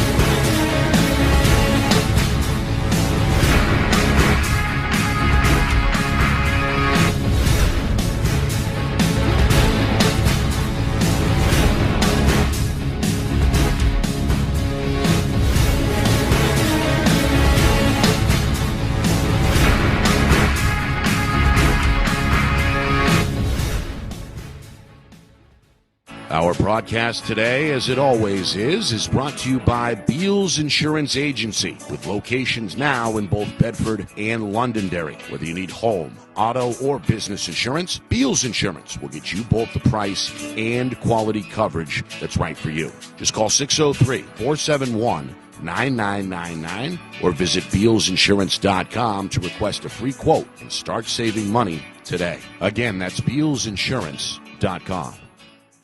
Is your company interested in showcasing your brand to thousands of high school sports fans across New Hampshire? If not, why not? And if so, let's go. Friday Night Lights New Hampshire is seeking sponsorship partners. It's the perfect way for your company to get out in front of the moms and dads who make up our community. Help us help you, and we can grow together. If you're interested in partnering with Friday Night Lights New Hampshire, then email us at fnlnhmedia@gmail.com. That's fnlnhmedia@gmail.com. Join our team today.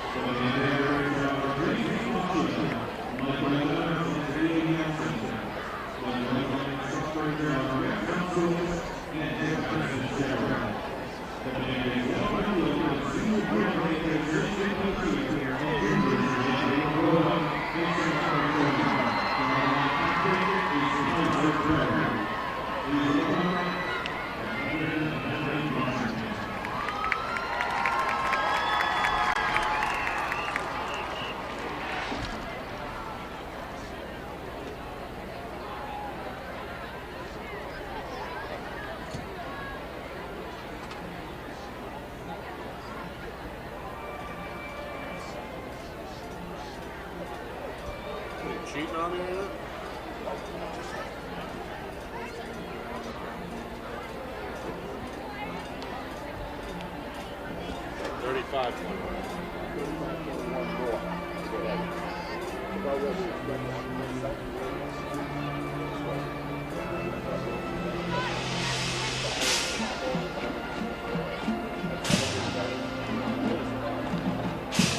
Glad you get King on and tell us about it.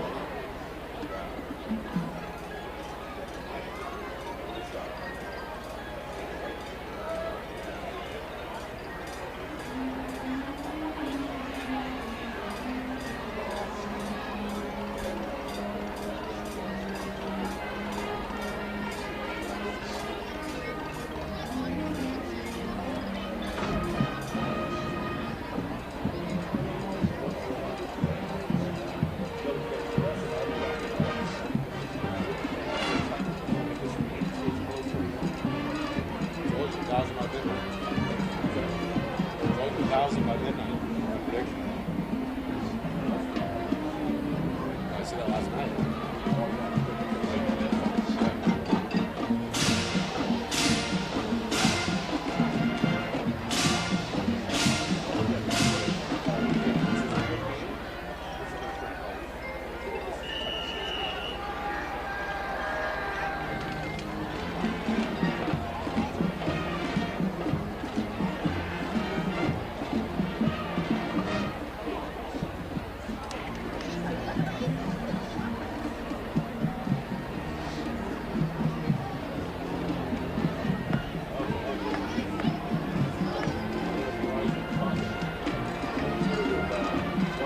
Just a little bit. Just a little.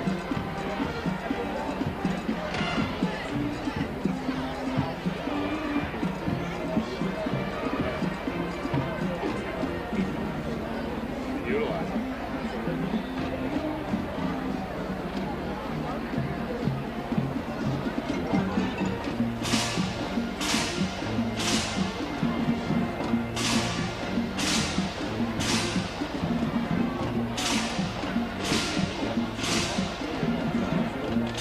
No, let's go back to the studio.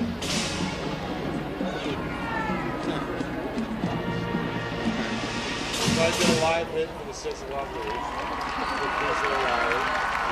Get some highlights in the first quarter, and then they go. That's the way they do it.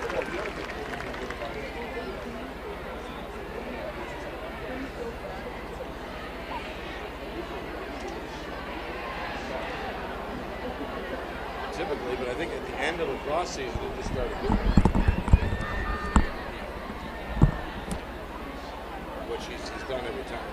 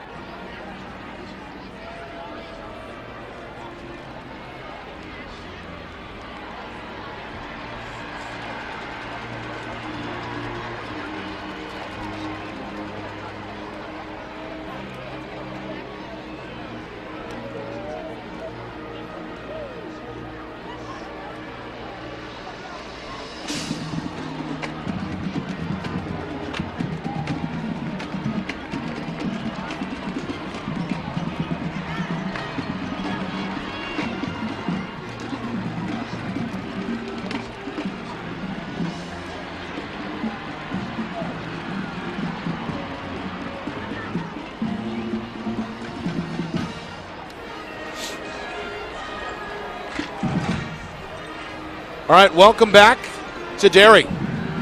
Halftime here at Pinkerton Academy. 10-7 home team. Latest edition of this rivalry, two neighboring towns. The MAC plaque is on the line. And perhaps most importantly, each team looking for that fourth victory, trying to improve to 4-0 and stay unbeaten. Londonderry got on the board first on just their second offensive snap about midway through the first quarter.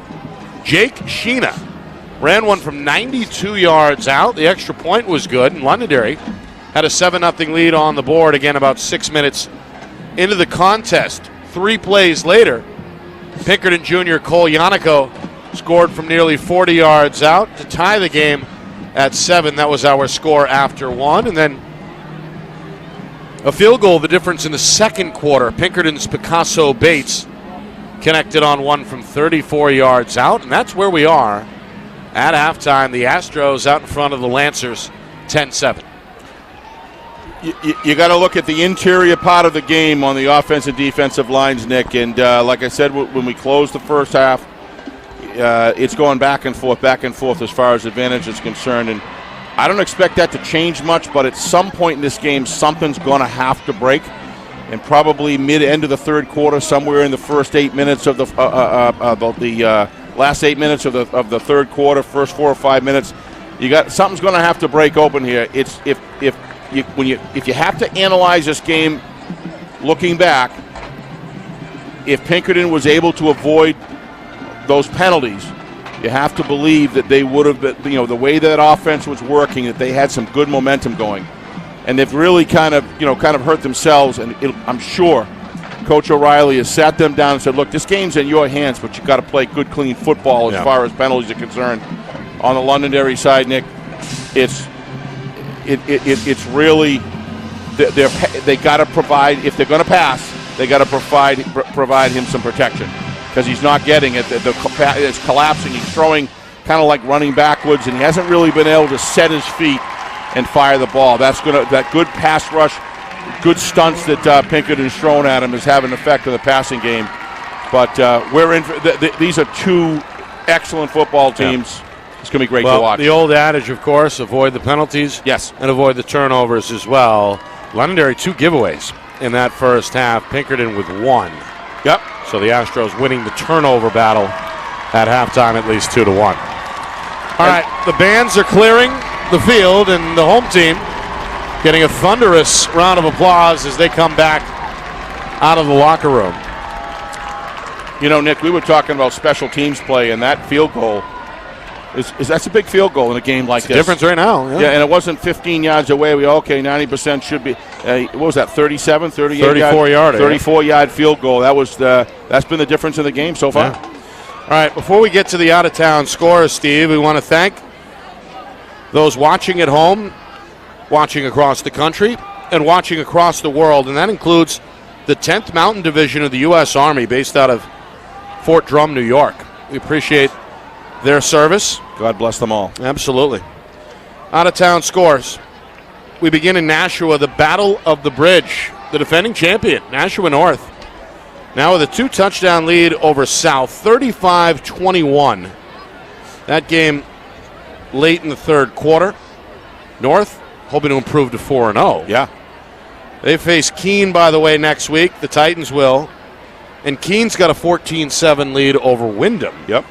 That game is about midway through the second quarter. Keene looking for a surprising 3-1 start. 3-1 start. Lost to so BG. They'd be 3-1, and then North would be 4-0. That's a Week 5 matchup that might catch our attention. Last night, Dover, no problem with Spalding, 45-0. Dover is now 3-1. And unfortunately, Salem and Alver not going to play tonight. Yep. That game was called off yesterday due to the COVID-19 situation. So we'll keep an eye on the scores as they come in. You mentioned some of your keys, Steve, holding up. Any adjustments you foresee from either of these head coaches over the final 2 quarters? Well, obviously, Pinkerton has got to control the laundry on the field. They've got to stop penalizing themselves and putting themselves at, second and third and 16s and 15s and all that. We know that.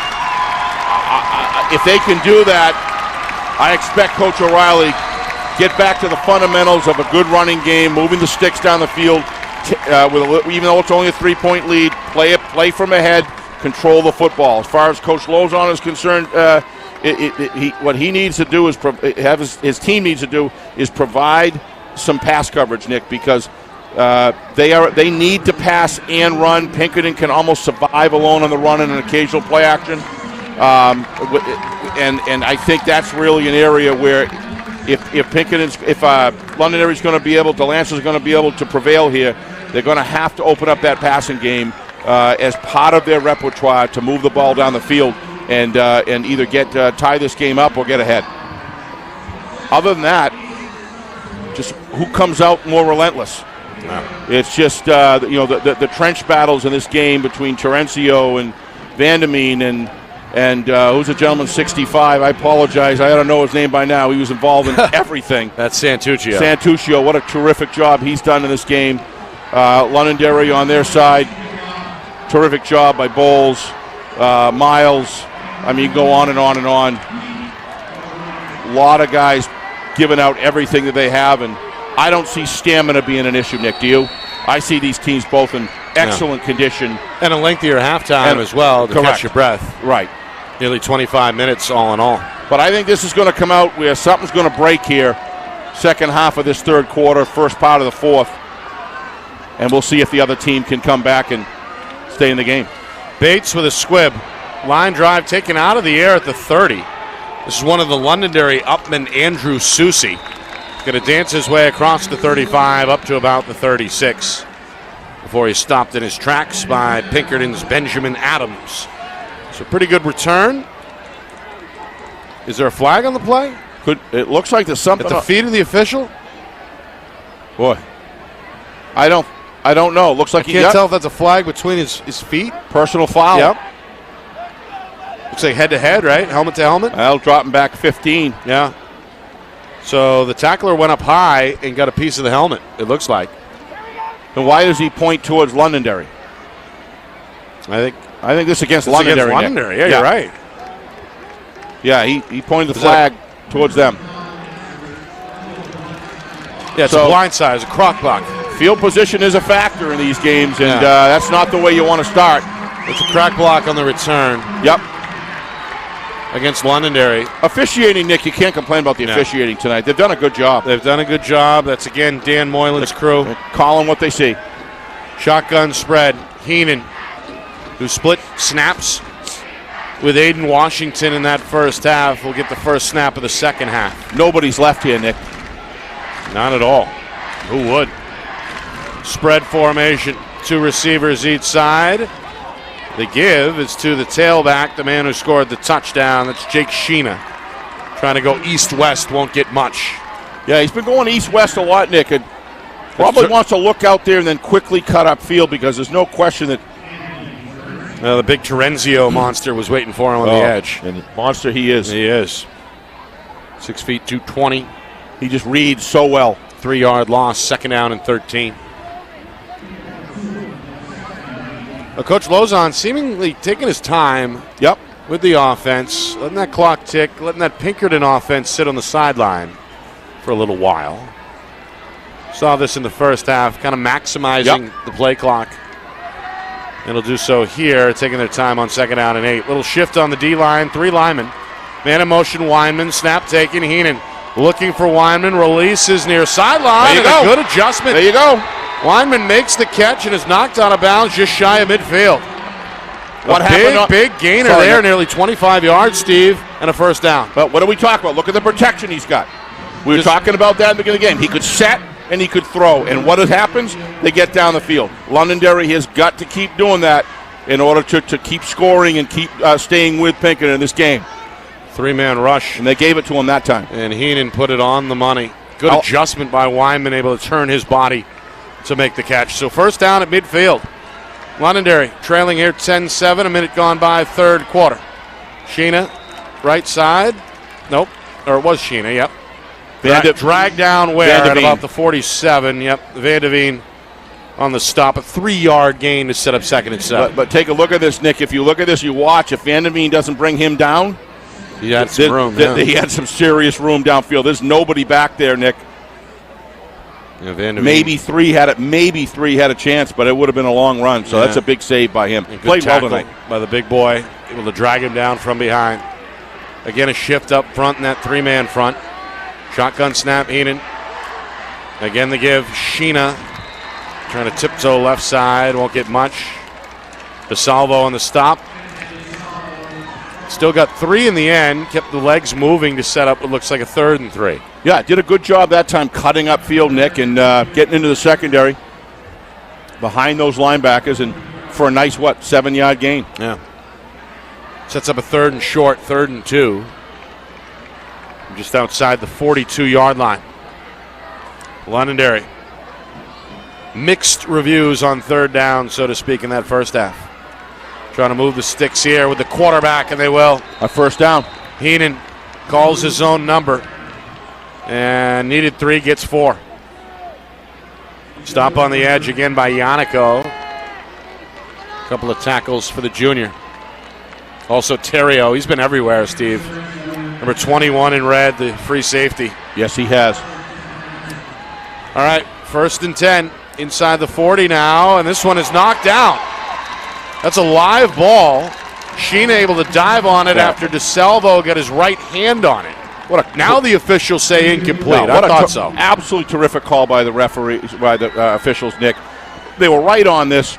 Got a forward pass. Watch, look at the position he was in. That's close. Yeah, but he's right here where he's supposed to be, and he could see it was a forward pass. What a great job. Well, Londonderry may have caught a break there. They'll take it. 2nd down and 10. Again, a spread. Again, the rollout. Hit on the throw, incomplete. Yeah, got to protect him.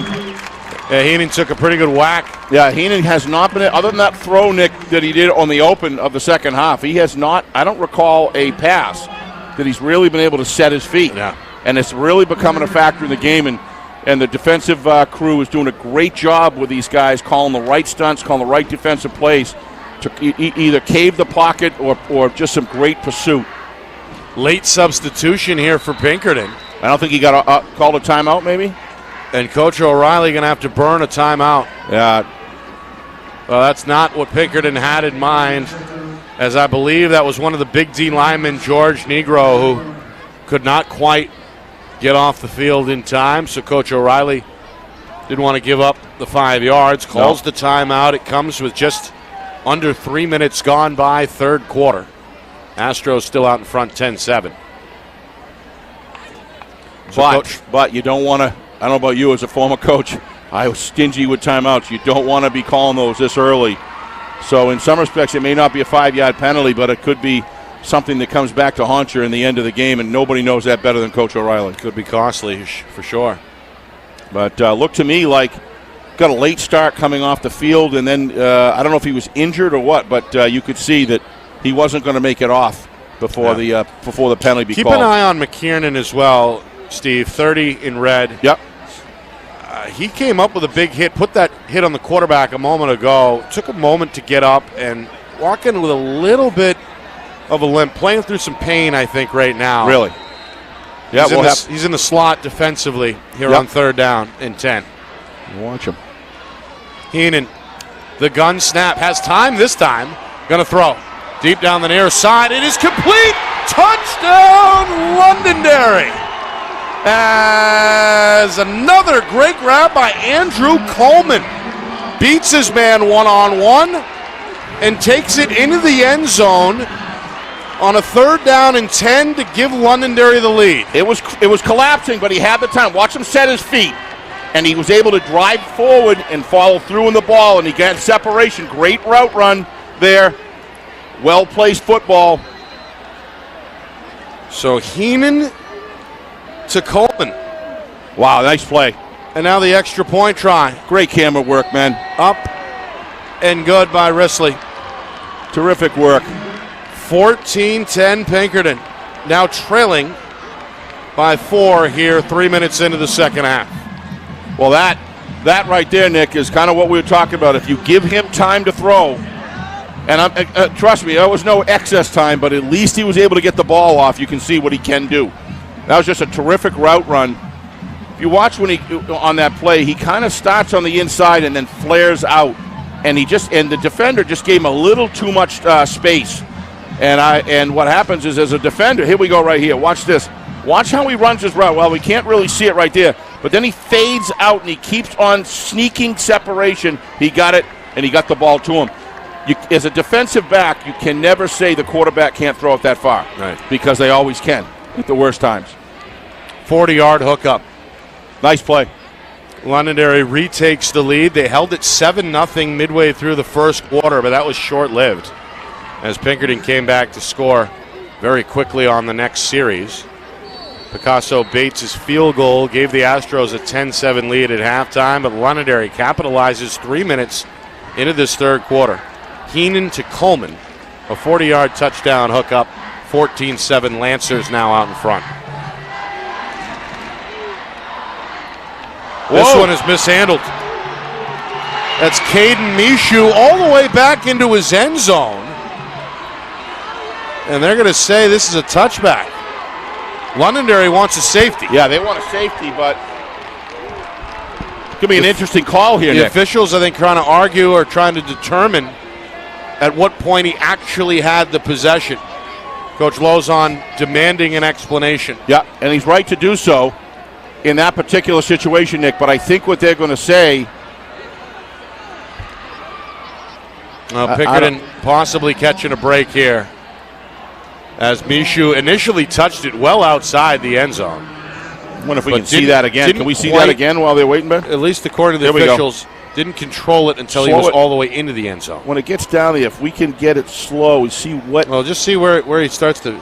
Okay, he touched that. He touched it, but... It's rolling back. Now, does he have control? No. Good call. So that's a good call. Good call. Yep. Great job, guys. The Londonderry fans aren't happy. Yeah, they'll see that again. Can't blame them, but Right. it clearly was. Here's a give right side.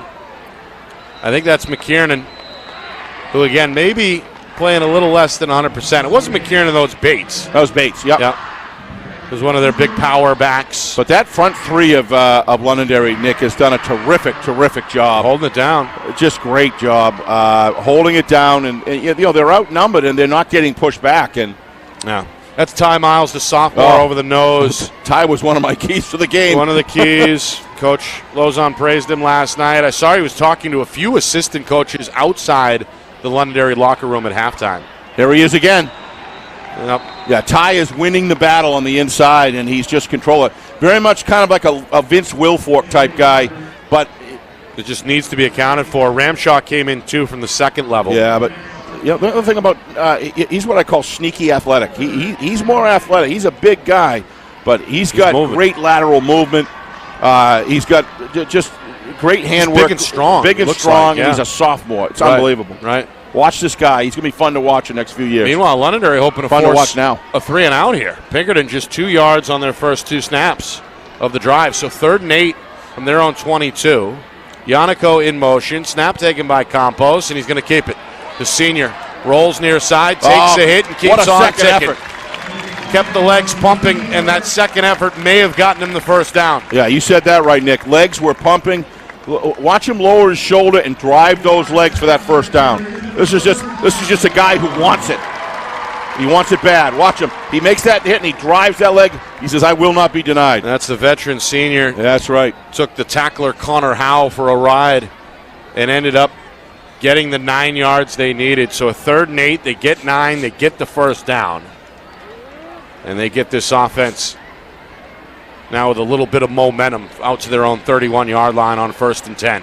2 receivers this time right side. They'll stick to the ground game, though, with Yannico. Left side run, breaks a tackle, runs a man over, and he's got a 16-yard run to first down. Yeah, Nick, this is what we were talking about in the first quarter. The same sort of stuff was happening in the first half, but the penalties. Watch this run.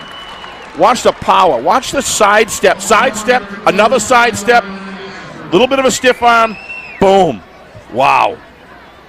That's Pinkerton football right there. It was Risley who made the tackle in the end, had to pay for it. Coach O'Reilly may be sitting there with his arm folded, but believe me, inside, that's what his offense is all about. That's what makes him keep coming back and coaching every year because that's what he wants on the football field. Nearly 5 minutes in, third quarter. Albert on a counter run. 3, maybe 4, close to midfield. Stopped by a couple of Londonderry tacklers, including Risley, who's been active out of the secondary. He has. This is Pinkerton football right here, Nick. This is what they do. More than happy to take another 6 minutes to get down the field. He doesn't care. He likes that. Look at this. 56 coming up. Yeah, it's Terenzio again. He's been outstanding up front for Pinkerton. He sure is. Both sides of the ball. The Astros fan base trying to fire up the home team on 2nd down and 5. Ionico left side. First down and then some. Again, a trail of bodies in his wake. Get on the bus, Nick. Wow.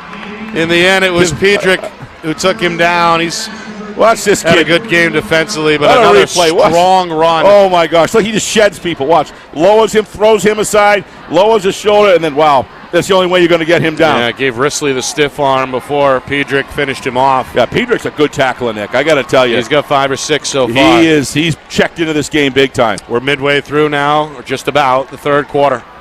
Astros looking for a counter punch after giving up the touchdown a moment ago. Trailing here 14-10 on 1st and 10, and now potentially another momentum-killing penalty. This is what's slowing them down. False start. Yep. First infraction of this third quarter, but they had half a dozen flags in that. But always that remember, first half. You're right, Nick, and it hurts. But if you're going to have it happen on 1st down, not on 2nd down, 2nd and 3rd down is just brutal what it does to you.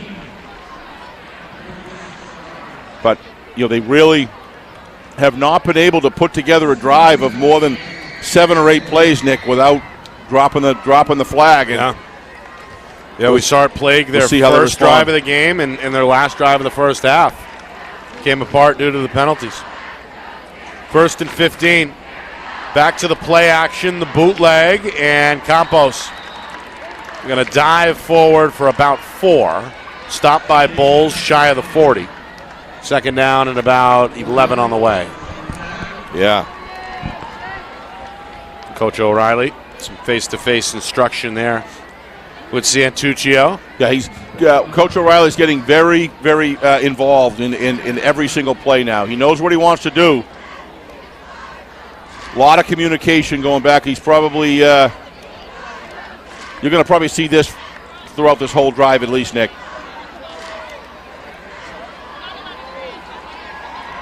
2nd down, 11. So we hit the 5-minute mark. Ionico left side. Nothing there. That's Bowles, first on the scene. Great. Long-time starter, 3-year starter. I thought he graduated, frankly. Been around for that long, but here he is again. Now in his senior year, making a good stop there on 2nd down. Well, he's played like a senior multiple years. Yeah. 3rd and long here, Steve. 3rd and 9. Again, inside now, 5 minutes, third quarter. Yeah, do you think if they get more than 3 or 4, they're going on 4th? I think so. Yeah.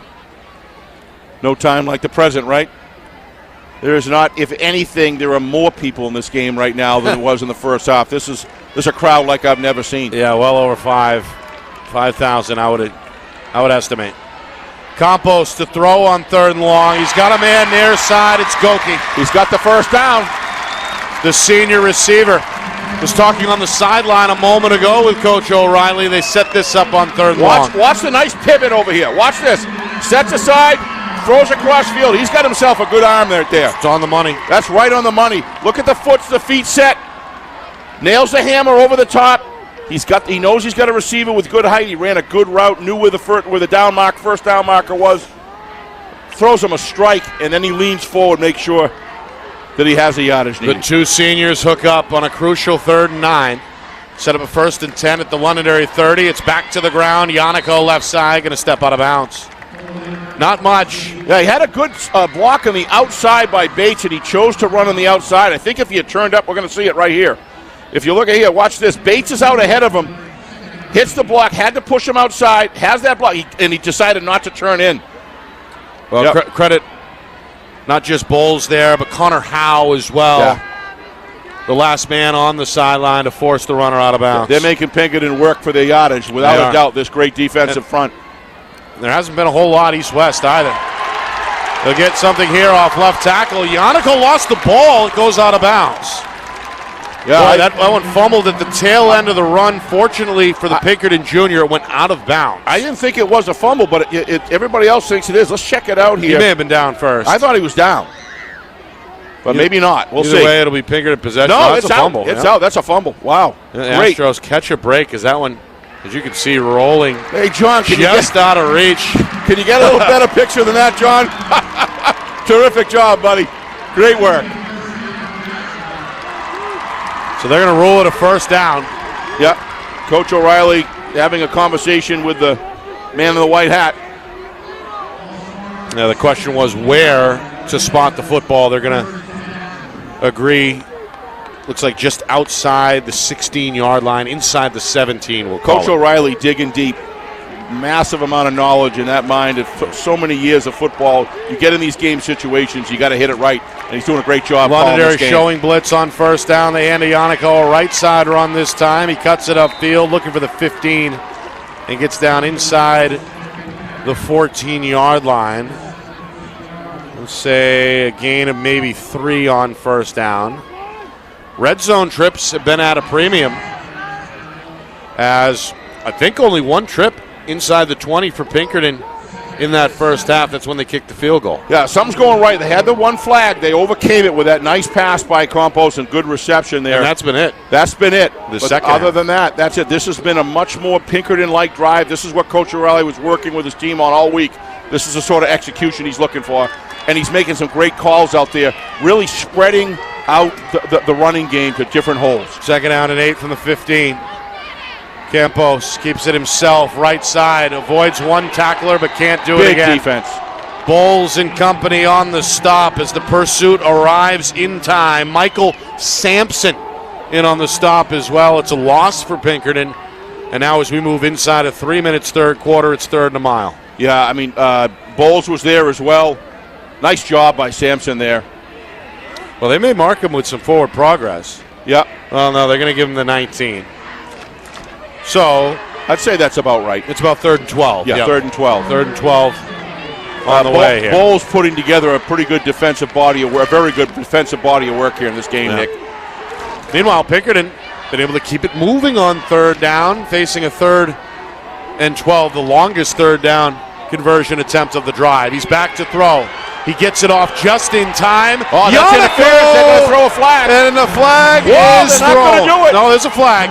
Okay, I was going to say, it looked like interference to me, Nick. Yeah, interference, likely the Looks call. like There's the there it flag is. down You're at right. the 1 yard line. There it is. The hit Here we go. just a bit early. It I think appeared that in real was early. time. I agree with you, Nick. What a great release.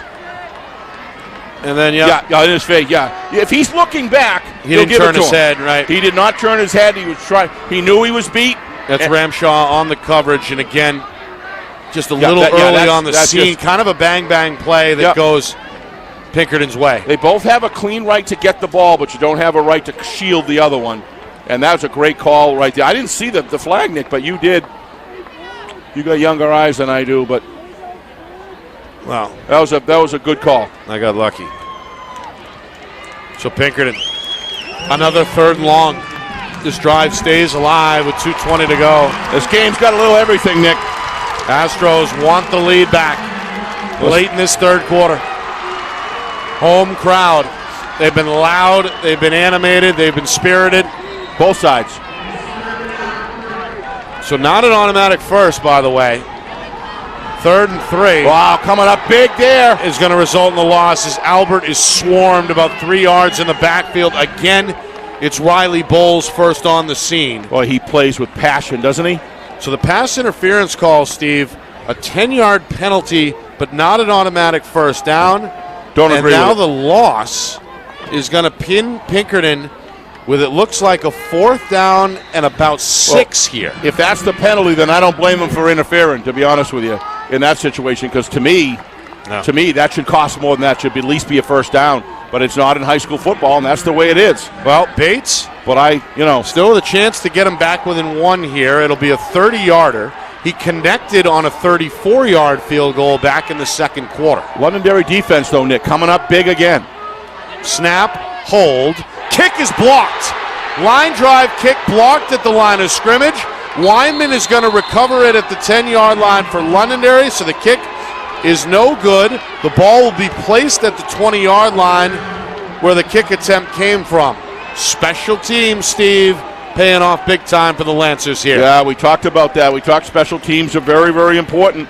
That was my first key to the game, Nick, was their special teams. I think it was Bowles, too, on the block. This kid is just playing his heart out tonight. Having a heck of a third quarter. quarter. This is just a great effort by him and the other 10 ball players by his side doing a terrific job on defense. Londonderry with the lead on the road as we head towards the fourth quarter. Still a minute 25 remaining. Both teams 3-0, hoping to stay unbeaten with a win here tonight under the lights in front of this very large and impressive crowd. Heenan on the gun, 1st and 10 from the 10, has room right side. Out to the 15, looking for the 20. I really like that. That's a good, safe call, Nick. Looked like he was going back to pass. Look at the blockers waiting there on his cue. Yeah. Sitting back, 28 and 76 are out there to lead. I like the call. Well, I was mistaken, Steve. Of course, the drive starts where the fumble was recovered from. Correct. The block kick, the live ball was Correct. recovered from, as opposed to a regular miss, it would have been brought out to Correct. the 20, so I apologize there. Either way, good pickup of 7 on first down, 2nd down and 3. It was a good, safe call deep in your own zone on first down, Nick. Now less than a minute to go, third quarter. Wyman on a stretch run. Makes one man miss, dodges another. Nothing there. And then is hit at the line of scrimmage and driven backwards. Nice. Keep pushing that run outside. Give room for your DBs to come up. They swarmed. That was a good D. This is why this football team is so good, Nick, is when it counts, their defenses step up.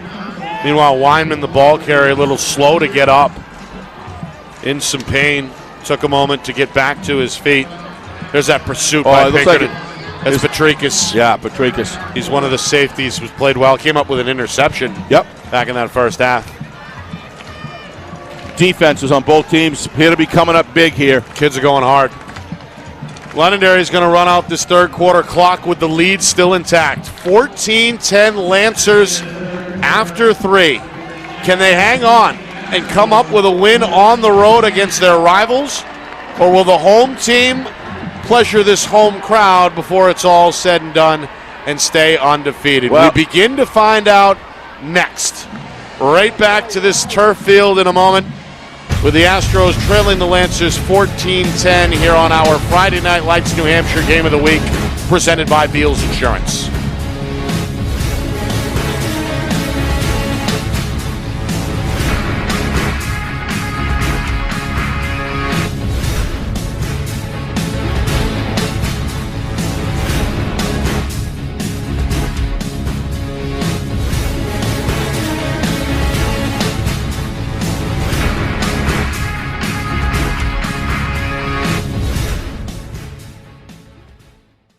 Our broadcast today, as it always is brought to you by Beals Insurance Agency, with locations now in both Bedford and Londonderry. Whether you need home, auto, or business insurance, Beals Insurance will get you both the price and quality coverage that's right for you. Just call 603-471-9999 or visit BealsInsurance.com to request a free quote and start saving money today. Again, that's BealsInsurance.com. Is your company interested in showcasing your brand to thousands of high school sports fans across New Hampshire? If not, why not? And if so, let's go. Friday Night Lights New Hampshire is seeking sponsorship partners. It's the perfect way for your company to get out in front of the moms and dads who make up our community. Help us help you, and we can grow together. If you're interested in partnering with Friday Night Lights New Hampshire, then email us at fnlnhmedia@gmail.com. That's fnlnhmedia@gmail.com. Join our team today.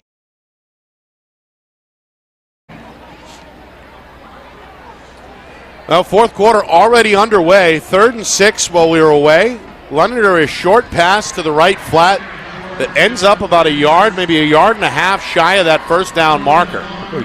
Here's the replay. And they see the catch, then the knee down about a yard shy. So Londonderry going to punt the football with a 14-10 lead still on the board. High snap, Wyman really got a good one there off the right foot that sends Albert backpedaling. The junior going to stay away. And Londonderry is going to down this one without a return at the Pinkerton 31-yard line. Nick and Astis, Steve Beals with you. 2 3-0 teams here in our Friday Night Lights New Hampshire Game of the Week. It's week number 4. Londonderry scored first on a 92-yard highlight-type run by Jake Sheena midway through the first quarter. Pinkerton scored on the next series. Cole Yannico from 39 yards out tied the game at 7. Picasso Bates prior to halftime gave Pinkerton the lead at the midway point, 10-7. The only scoring in the third quarter came from Londonderry, a Heenan to Coleman hookup from 40 yards out, and that is where we are, Steve. Already a minute gone by here, fourth quarter. Londonderry playing in front, 14-10. That's a great game, Nick. It's this thing you can ski. It's the fourth quarter is going to be amazing here. Watch out from behind. There's the sack. Campo lucky to hold on to the ball. How about the second half this guy's having? That's Riley Bowles. He's literally. He's got a handful of tackles in that third quarter. He blocked the kick, and now he comes up with a sack. Yeah, he's just so difficult. Watch how slippery he is coming in. I don't know if you can see on the left there. He is something else tonight. He was in there as soon as the ball was snapped. He's going to get his money's worth in his final season, and he's cashing in big time here. The only starter still from that 2019 championship squad. He was a sophomore. Give Campo a lot of credit for not fumbling that ball, Nick, because he had no idea in the blind side that was coming. Right, only had one hand on it. Yeah. Somehow able to hang on his way to the ground. Now second down and a long 16. Pinkerton trying to find something on the counter. Albert going to be spun around and dropped. Londonderry at the 25. Londonderry's getting a lot of separation. If we get a replay here, watch the separation this defense is getting, and they're doing a great job with handwork, getting free of the front. Watch the handwork here. Look at the separation these guys are getting. Bang! They're causing chaos, and they're getting rid of their blockers. That's 75 Ty Miles. Yeah. And he Brian is something else. Brian Barbaro, too, yes, absolutely. has been in the trench. And the third down lineman as well, Nate DeFazio, has held his own. You're absolutely right. Take nothing away from Nick, but Miles has been the key. The key. Over the nose. Third down, Campos avoids the sack, throws one out into the flat, and Yannico is going to be dropped right there for a loss. That's, again, Ramshaw, who is starting to pile up some tackles as well. Brings him down, and now 4th and a mile here. Clock ticking, Steve. 3 minutes gone by already in this fourth quarter. But the Londonderry, you can feel the sense of need to get the football back for their offense, and they're just doing. This defense has been something else. Both defenses have, really, Nick. This has been a defensive struggle. My favorite kind of game. Nothing's given to you. Been a game of field position for sure, really, from the get-go. Lucky to get that one away. This one high in the sky will take a bounce at the 50 and roll back Pinkerton's way before it's finally touched by DeSalvo at the Astro 45-yard line. So a gift. Great field position. Field position-wise here for Londonderry, 1st and 10 on the way. Yeah, but not holding that snap. The snap was a little low, Nick, and that time forced him to rush it, which is the reason why the ball, they didn't get a lot of positive yardage on that kick.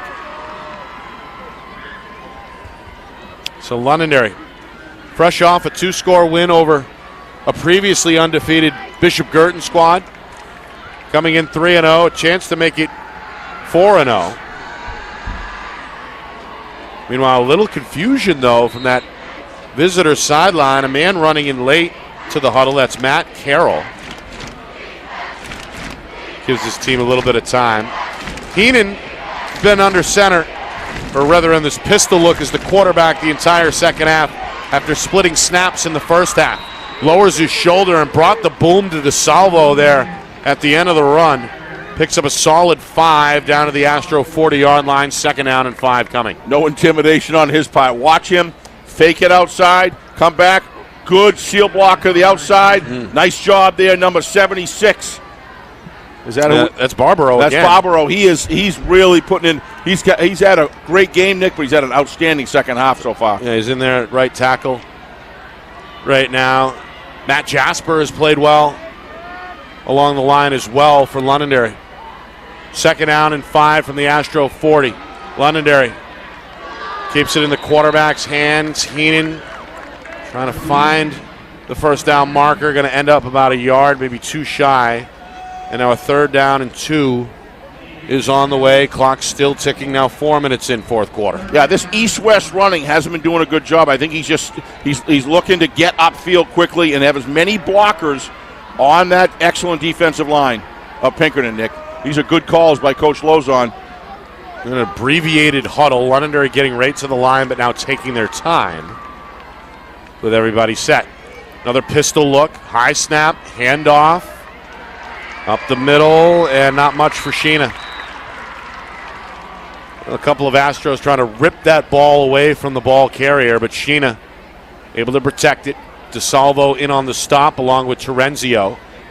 Yep. And this one is close. Really tight. I'm going to say about a yard shy. Needed 2. They only get 1, so 4th and 1 coming. Oh, they're saying first down. Are they? Yes, they are. Coach O'Reilly not happy. No, I think he'd like to see a measurement on that, Nick.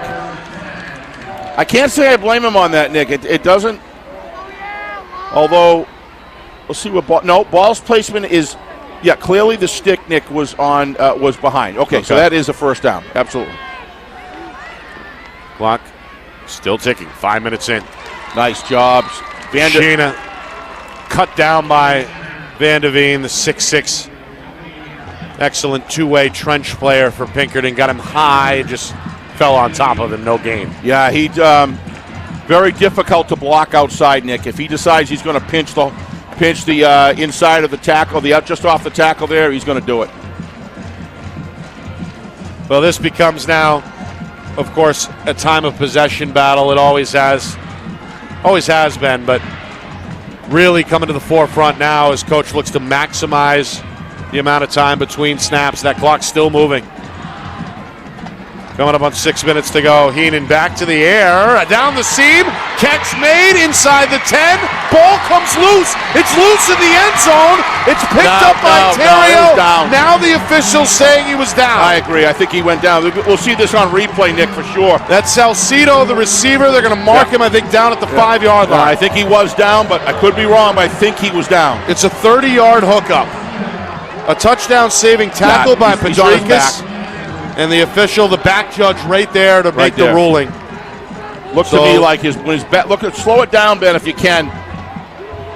Slow it down there if you can. Okay, beautiful. He got his hand on the football, knee is down. Yeah, he's got it. Yeah, and then it rolls out after he's on his back. So good call by the officiating. They've done a great job tonight, Nick. Londonderry trying to give themselves a serious cushion. Trying to make it a 2-score game. Angle. Oh, they shut it down. Keenan scissored at about the 2-yard line and held out of the end zone for now. As we move inside the midway point, fourth quarter.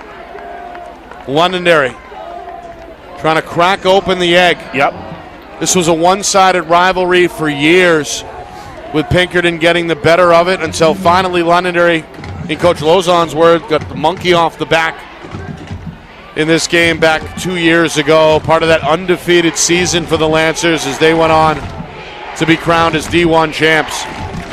Now 2 years later, looking for a 4-0 start. Trying to give themselves some cushion here and make this a two-score game, and they will. Touchdown, Londonderry. We got ourselves a game. That's the quarterback, Drew Heenan. Watch the resolve on the replay that Drew Heenan has here. He's run hard all night. Word. Watch this. He's been the quarterback of choice in the second half after splitting snaps in the first. There you see, handles the high snap, lowers the shoulder, and then pumps the legs to break the plane and get into the end zone for the touchdown. Van de Veen had him in his wraps, Nick, but he just forced it into the end zone. Extra point try by Risley is up and good, and it's 21-10 Londonderry. Wow. 5 minutes left, Nick. 5 minutes, 11 seconds. But none of this offense could have happened, Nick, without that great defense standing tall at critical moments so far. They've done a terrific job. Shut Pinkerton out in the second half. Londonderry trailed 10-7 at the break. A Heenan to Coleman 40-yard hookup through the air gave Londonderry the lead back in the third quarter, and now Heenan, with his legs, scores from 2 yards out to make it a two-score game at 21-10. This is something else. What a game we have going here. in front of one of the largest crowds we've seen in years. Certainly this season and last season. And our live audience out in TV land is large as well. So we appreciate it. Reminder. We sure do. Reminder. We're right back at it tomorrow afternoon with 2 other undefeated teams. Another great game. Winnicott at Exeter. That's a 1:30 start. We're live from Exeter at about 1:15. So be sure to tune in for that game as well. It'll be a good one. Yep. All right, Risley. Squib kick. Going to go all the way to the back line before it's scooped up by Milana. And Lorenzo Milana, not Milana, Milana, ends up with a pretty good return across the 20, up across the 25 to the 26. So let's talk about the situational part of the game. Pinkerton, what they have to do is they got to get 8. If they can go down there 8, they're within a field goal. You get 5 minutes left. The defense comes up strong. We could wind up, but I mean, in that situation, Nick, what do you think? I think you got to go for 2 in the end zone to get it within 3, don't you? Depending on how much time's on the clock. But Pinkerton has, even with their kind of a ground and pound offense, there's plenty of time to get it downfield. Question is, depending on how much time left, if they're able to get it at that 8 points. I think it's a no-brainer to go for 2 if you get the touchdown. So do I. But they have not been able to add to their score in this second half, and they've got 75 yards to go. They'll start with Yannico, who's run hard tonight. The junior scored a touchdown in the first half, the only touchdown for Pinkerton in this game. He's out to the 30 and out of bounds at about the 34-yard line. If you watch Londonderry, watch what happens here. They're not over-pursuing senselessly. They're flowing to the ball, but they're waiting for the fall to develop. That's a play just designed to go all the way and go down 40, 50 yards with a chase behind Nick.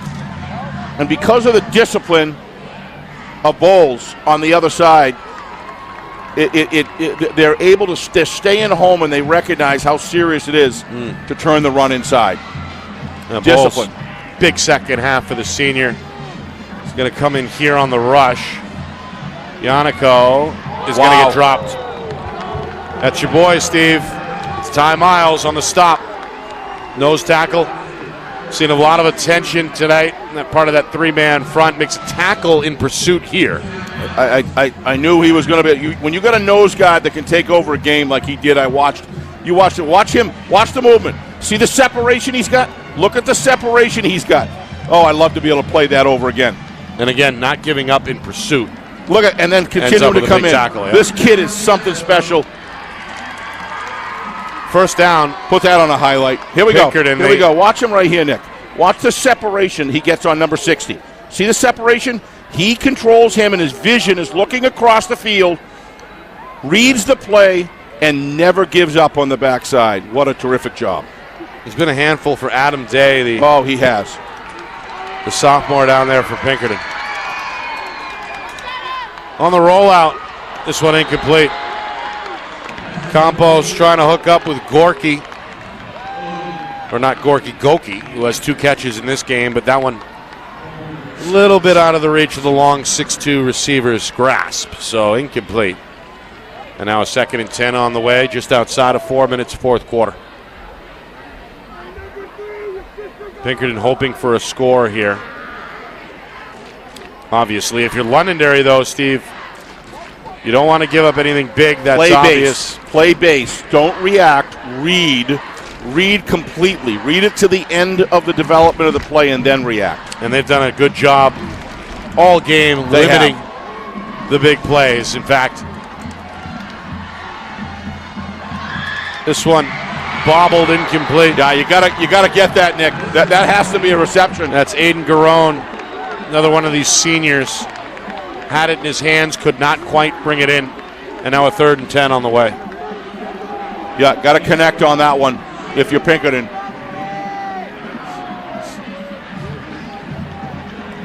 Heard the footsteps, perhaps. I just think it was, he looked to me like he jumped a little bit early here. Watch, he's up a little high. No, I don't think so. Actually, no, he just went through his hands. Yeah. And he's upset about it. Kicking himself. Yep. 3rd and 10. 2 straight passes from Pinkerton. We see a 3rd here to the near sideline, and Goki's got it. Big play. They need 10, they get 12. Tackled by the man in coverage, Connor Howe, at about the Astro 47-yard line, first down. Campos got some strength in that arm. Watch him when he sets back here. Yeah, he does. And he's done it in the face of pressure, too. He has, and he's thrown some bullets. Those sideline routes aren't easy. Some of the tougher throws throughout really, the tree. That's really where you find the strength of an arm, Nick, is when he can go to the quarterback sideline, and do that. Yep. So Goki, another catch. He's been busy. Talking to Coach O'Reilly right now on the sideline, watching his team on 1st and 10. Counter. Ionico, right side, tried to slip a man, but couldn't quite get around Howe, who has played well. He's played very well tonight. That's a big play right there. That's back-to-back tackles now for Howe. But Ionico, he breaks that, Nick. He's all the way. Instead, it goes for 6 only.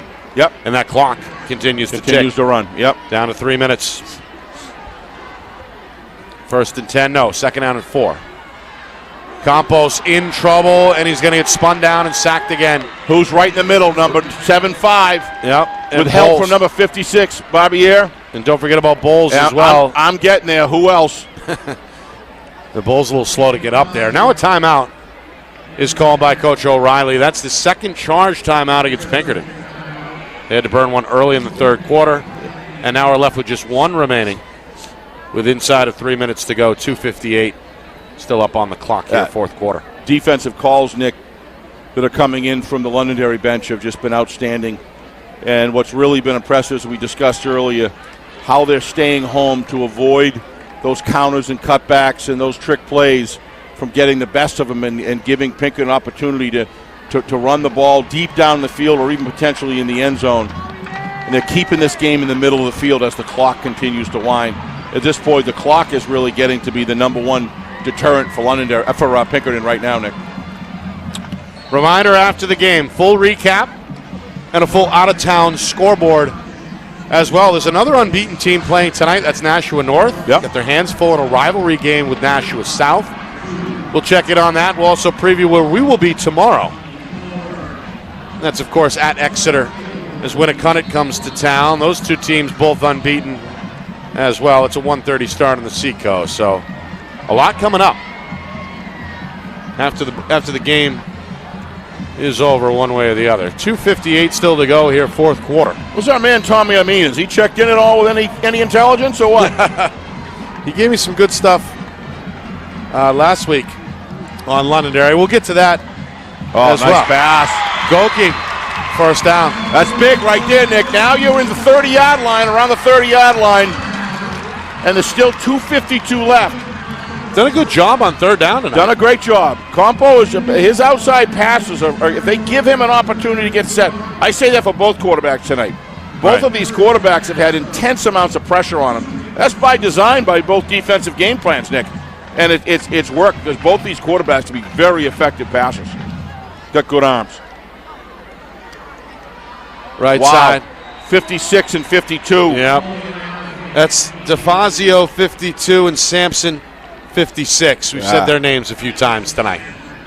Just the technical capability of these defensive linemen have just been terrific, and the linebacker core as well. Not allowing Pinkerton's offensive line to tie them up. Campos on 2nd and long, looking for Goki. He got what it. A grab. Did he get his feet in bounds? No, he didn't. I want to see this again, Nick. The side judge, Victoria Paraday-Guay, says no. I want to see this again. Slow motion this one down if you can. Excellent effort by Goki either way. I thought he had that that right leg down. There's the grab. Nope, he's out of bounds. Great call. Yep. Yeah, she had a good angle on that. She was right on it. She was right looking on at it. What I looked at, Nick, was his other foot. I thought his other foot went down. He got the other one down, but he did. But the other one was out first. First one was out first. So great call. Incomplete. Great call. And again, this crew led by Dan This crew has Moylan. done fantastic.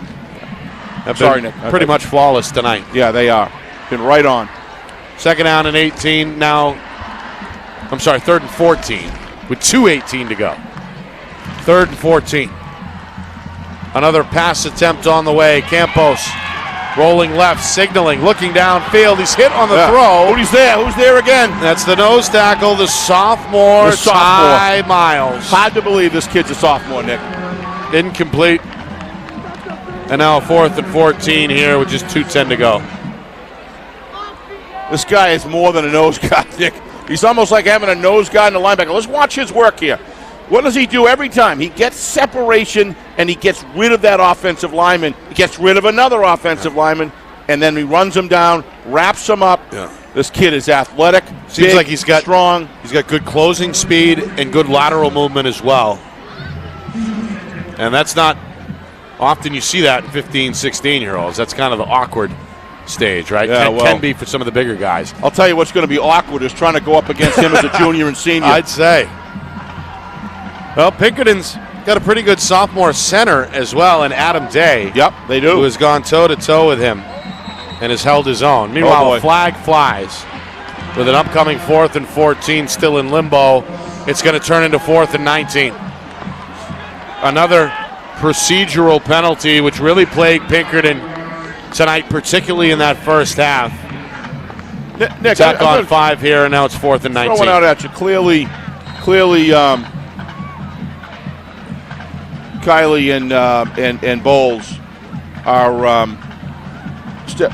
Who else on this defense really stands out? Number 3 there. After this play, 4th down. Campos against a 5-man rush. In trouble, throws one desperately down the middle, and it's intercepted. Picked off by Howe. Howe across the 30 up to the 35. He'll go no further, but he's got the football. And Londonderry has got their 4th win now in sight. A 21-10 lead on the board with now inside of 2 minutes to go, and it's Lancer football.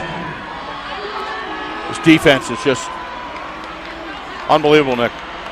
Yeah, they really put Campos under pressure tonight. They do so there on the 4th and long. Howe ends up with the pick.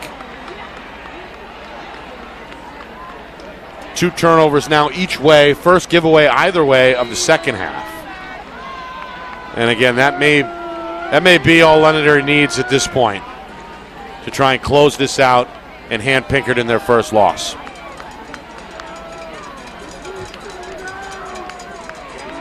Looks like some of the folks starting to head to the exits, at least on the Pinkerton side. Heenan fakes the handoff, keeps it himself, goes right side. Flag down. Lowers the shoulder, lowers the boom. Ontario, flag out of the secondary. Yeah, he doesn't run like a quarterback. He runs like a fullback. Nick, while they're going through the penalty, my keys for Londonderry were special teams play. Need I say any more? What happened in that? They got a block kick. Yep. Special teams. And there was more than that. There was other things we can go over as well. Right. Contain Albert. I would say that mission's been accomplished for the vast majority of this game. Yep. Big game from Ty Miley. Yep. Ty Miles. And the overall interior line. And then Jimmy's management and adjustments. I would say that they're 4 for 4. I think it's 4 for 4. I think Londonderry's 4 for 4 of meeting that objective. Meanwhile, 5-yard penalty against Londonderry. Pinkerton just 1 timeout with 1:35 to go, and now the clock ticking again. Lancers are in victory formation here. It looks like a knee is about to be taken by Heenan. That's calculus right there. He can knock the hammer because of the timeouts. They're only down to 1, right? Yeah, Pinkerton's got 1 left. Got 1, so they know that it's over. There's the knee by Heenan. Clock keeps going. So Londonderry, they're going to improve to 4-0, Steve. As we approach the midway point already of this 21 season. Astros suffer their first setback of the season and will slip to 3-1. And you can hear the celebration from here coming from that far sideline where the Londonderry fans are enjoying themselves now with just 45 seconds remaining.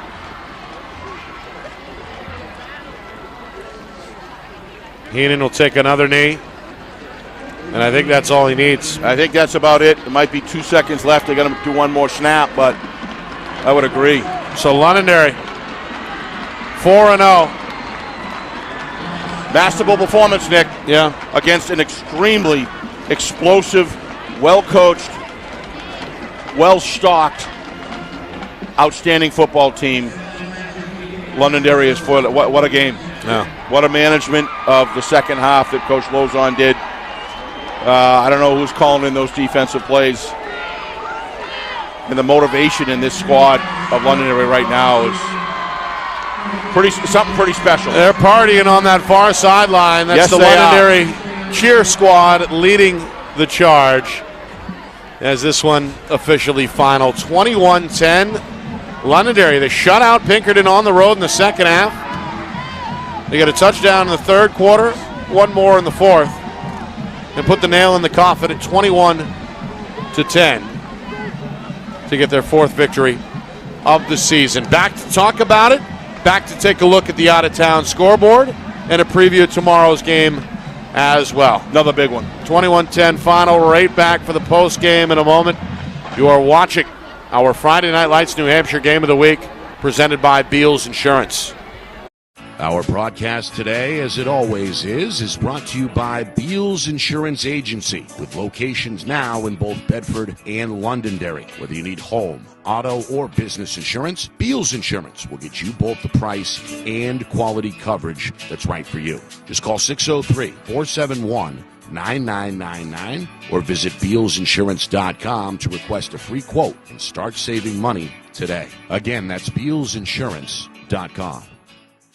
Is your company interested in showcasing your brand to thousands of high school sports fans across New Hampshire? If not, why not? And if so, let's go.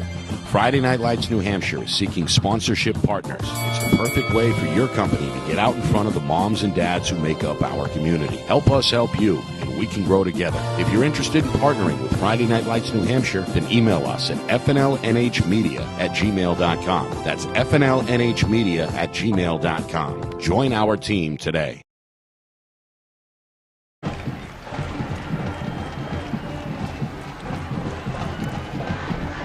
21-10 the final. Londonderry with the victory as they get it done, shutting out Pinkerton in the second half. Londonderry 4-0. Astros now 3-1, Steve. Tremendous job. Really all around. I mean, not much you can criticize when you take a look Either at team. the three phases of the game.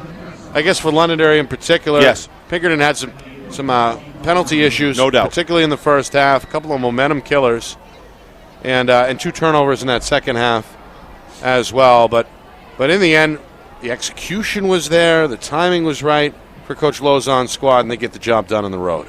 One of the things you see about Londonderry is the players. We talked about this on Gridiron on Thursday night after we talked to Coach Lozon, Nick, is the mission orientation of the whole football team. Everybody knows their role. Everybody knows their place. Coach Lozon is the leader of the whole football program. He picks great leaders to lead the football players out in the field of the player personnel, and then his assistant coaches know exactly what they're doing. And interestingly enough, you hear the discipline. One of the coaches came down and said, well, we're going to see Pinkerton again, meaning the respect that they have for that Pinkerton team is very significant. And it's the fact that they do respect that Pinkerton team so much that they came out with a hard body of work this week, and they had some players that stepped up big time, Nick. Pinkerton's not going anywhere, trust me. Yeah. They're a solid football team, but they've got to correct those penalties coming out in the future here, those cadence penalties. There's just way too many of them, and at very inopportune times. But Londonderry, in that second half, the defensive play calling and the execution of those plays on the field, and the tactical work that they do, getting separation from the offensive lineman, getting free, throwing the blockers aside, and causing havoc in the middle of the field, and at the same time containing Albert. Fantastic stuff. Jake Sheena got the scoring started for Londonderry on just the second play from scrimmage for the Lancers back in the first quarter. A 92-yard touchdown run gave the visitors a 7-0 lead. Didn't last long. Pinkerton's Cole Yannico, the junior, scored from nearly 40 yards out to tie the game at 7. That was the score after 1. A field goal. The difference in the second quarter, a 34-yarder from Pinkerton's Picasso Bates, gave the home team a 10-7 lead at the break. And then the Londonderry defense started cracking, and the offense started producing. Heenan to Coleman, a 40-yard air connection, touchdown pass, gave Londonderry the lead again at 14-10. They held that through three quarters. and then put the proverbial nail in the coffin late in the fourth quarter with a 2-yard touchdown run by Drew Heenan, who really played well offensively. Split snaps to begin with in the first half at quarterback with his teammate Aiden Washington, but exclusively was in control of the offense in the second half and produced. Again, 21-10 the final, Londonderry the winner.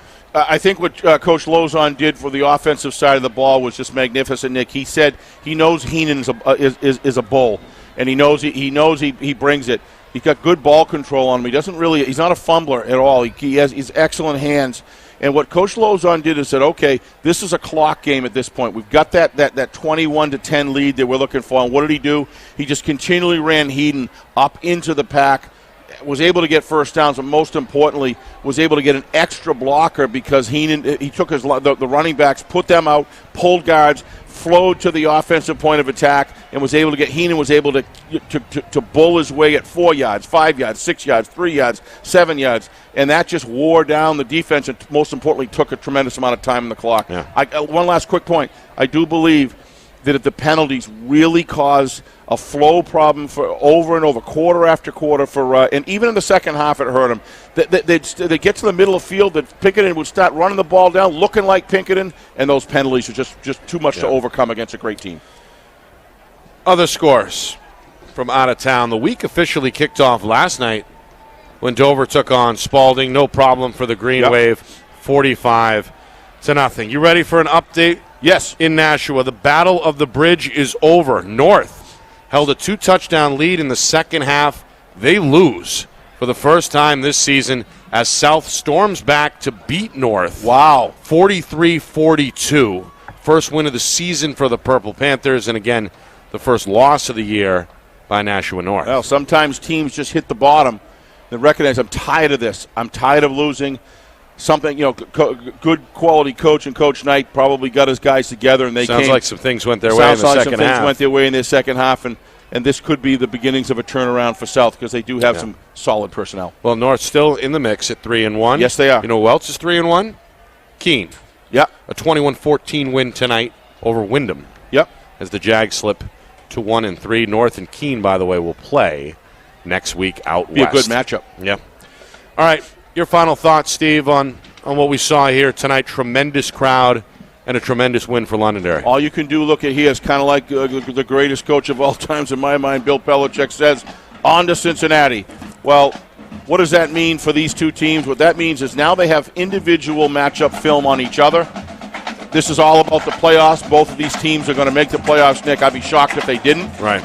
And Pinkerton has some work to do in some areas, Nick, but it's really about the next time they play each other, to be honest with you. And I think both these teams feel that in their division they're going to play each other again in the second half of the season. Nick, it wouldn't surprise in the secondary part of the season, the playoff period. It wouldn't be the bit surprised that happens again. It's all about individual matchups, and I think you'd probably agree. In the individual matchup game and the overall flow of the game, Londonderry played more disciplined, and they won more individual matchups. Seems like the defense got stronger as the game went on. Yeah, interior as well as the skill positions. Reminder: tomorrow we are in Exeter, Winnicott facing Exeter. Two unbeaten teams in Division One. That's a Seacoast rivalry that goes back decades as well. Kickoff at 1:30 Eastern. We're on the air at about 1:15. Of course, that's presented by Beals Insurance. Want to thank Brian O'Reilly and his staff, Jeff, Dean, the guys, always doing a great job here, rolling out the red carpet. Such a great place to come. Getting us comfortable and getting us set up. We appreciate them for sure. I want to thank John Barron, our cameraman down on the field, one of our head technicians, head videographers, doing a great job out of the back of that end zone. Again, tonight, the man upstairs in the Crow's Nest, Craig Incardoni. Terrific job by both those guys. Terrific addition to our Friday Night Lights family. Keeping it smooth up there, Hollywood style, in the Crow's Nest. Of course, the director back in the Beals Insurance Studios, Ben Beals, the man behind the curtain, doing a great job as well. The executive producer, my partner, Steve Beals, to my right. Great job at night. Thanks, Nick. Tonight again, my friend. Loved it. Looking forward to tomorrow as well. I'm Nick Anastas.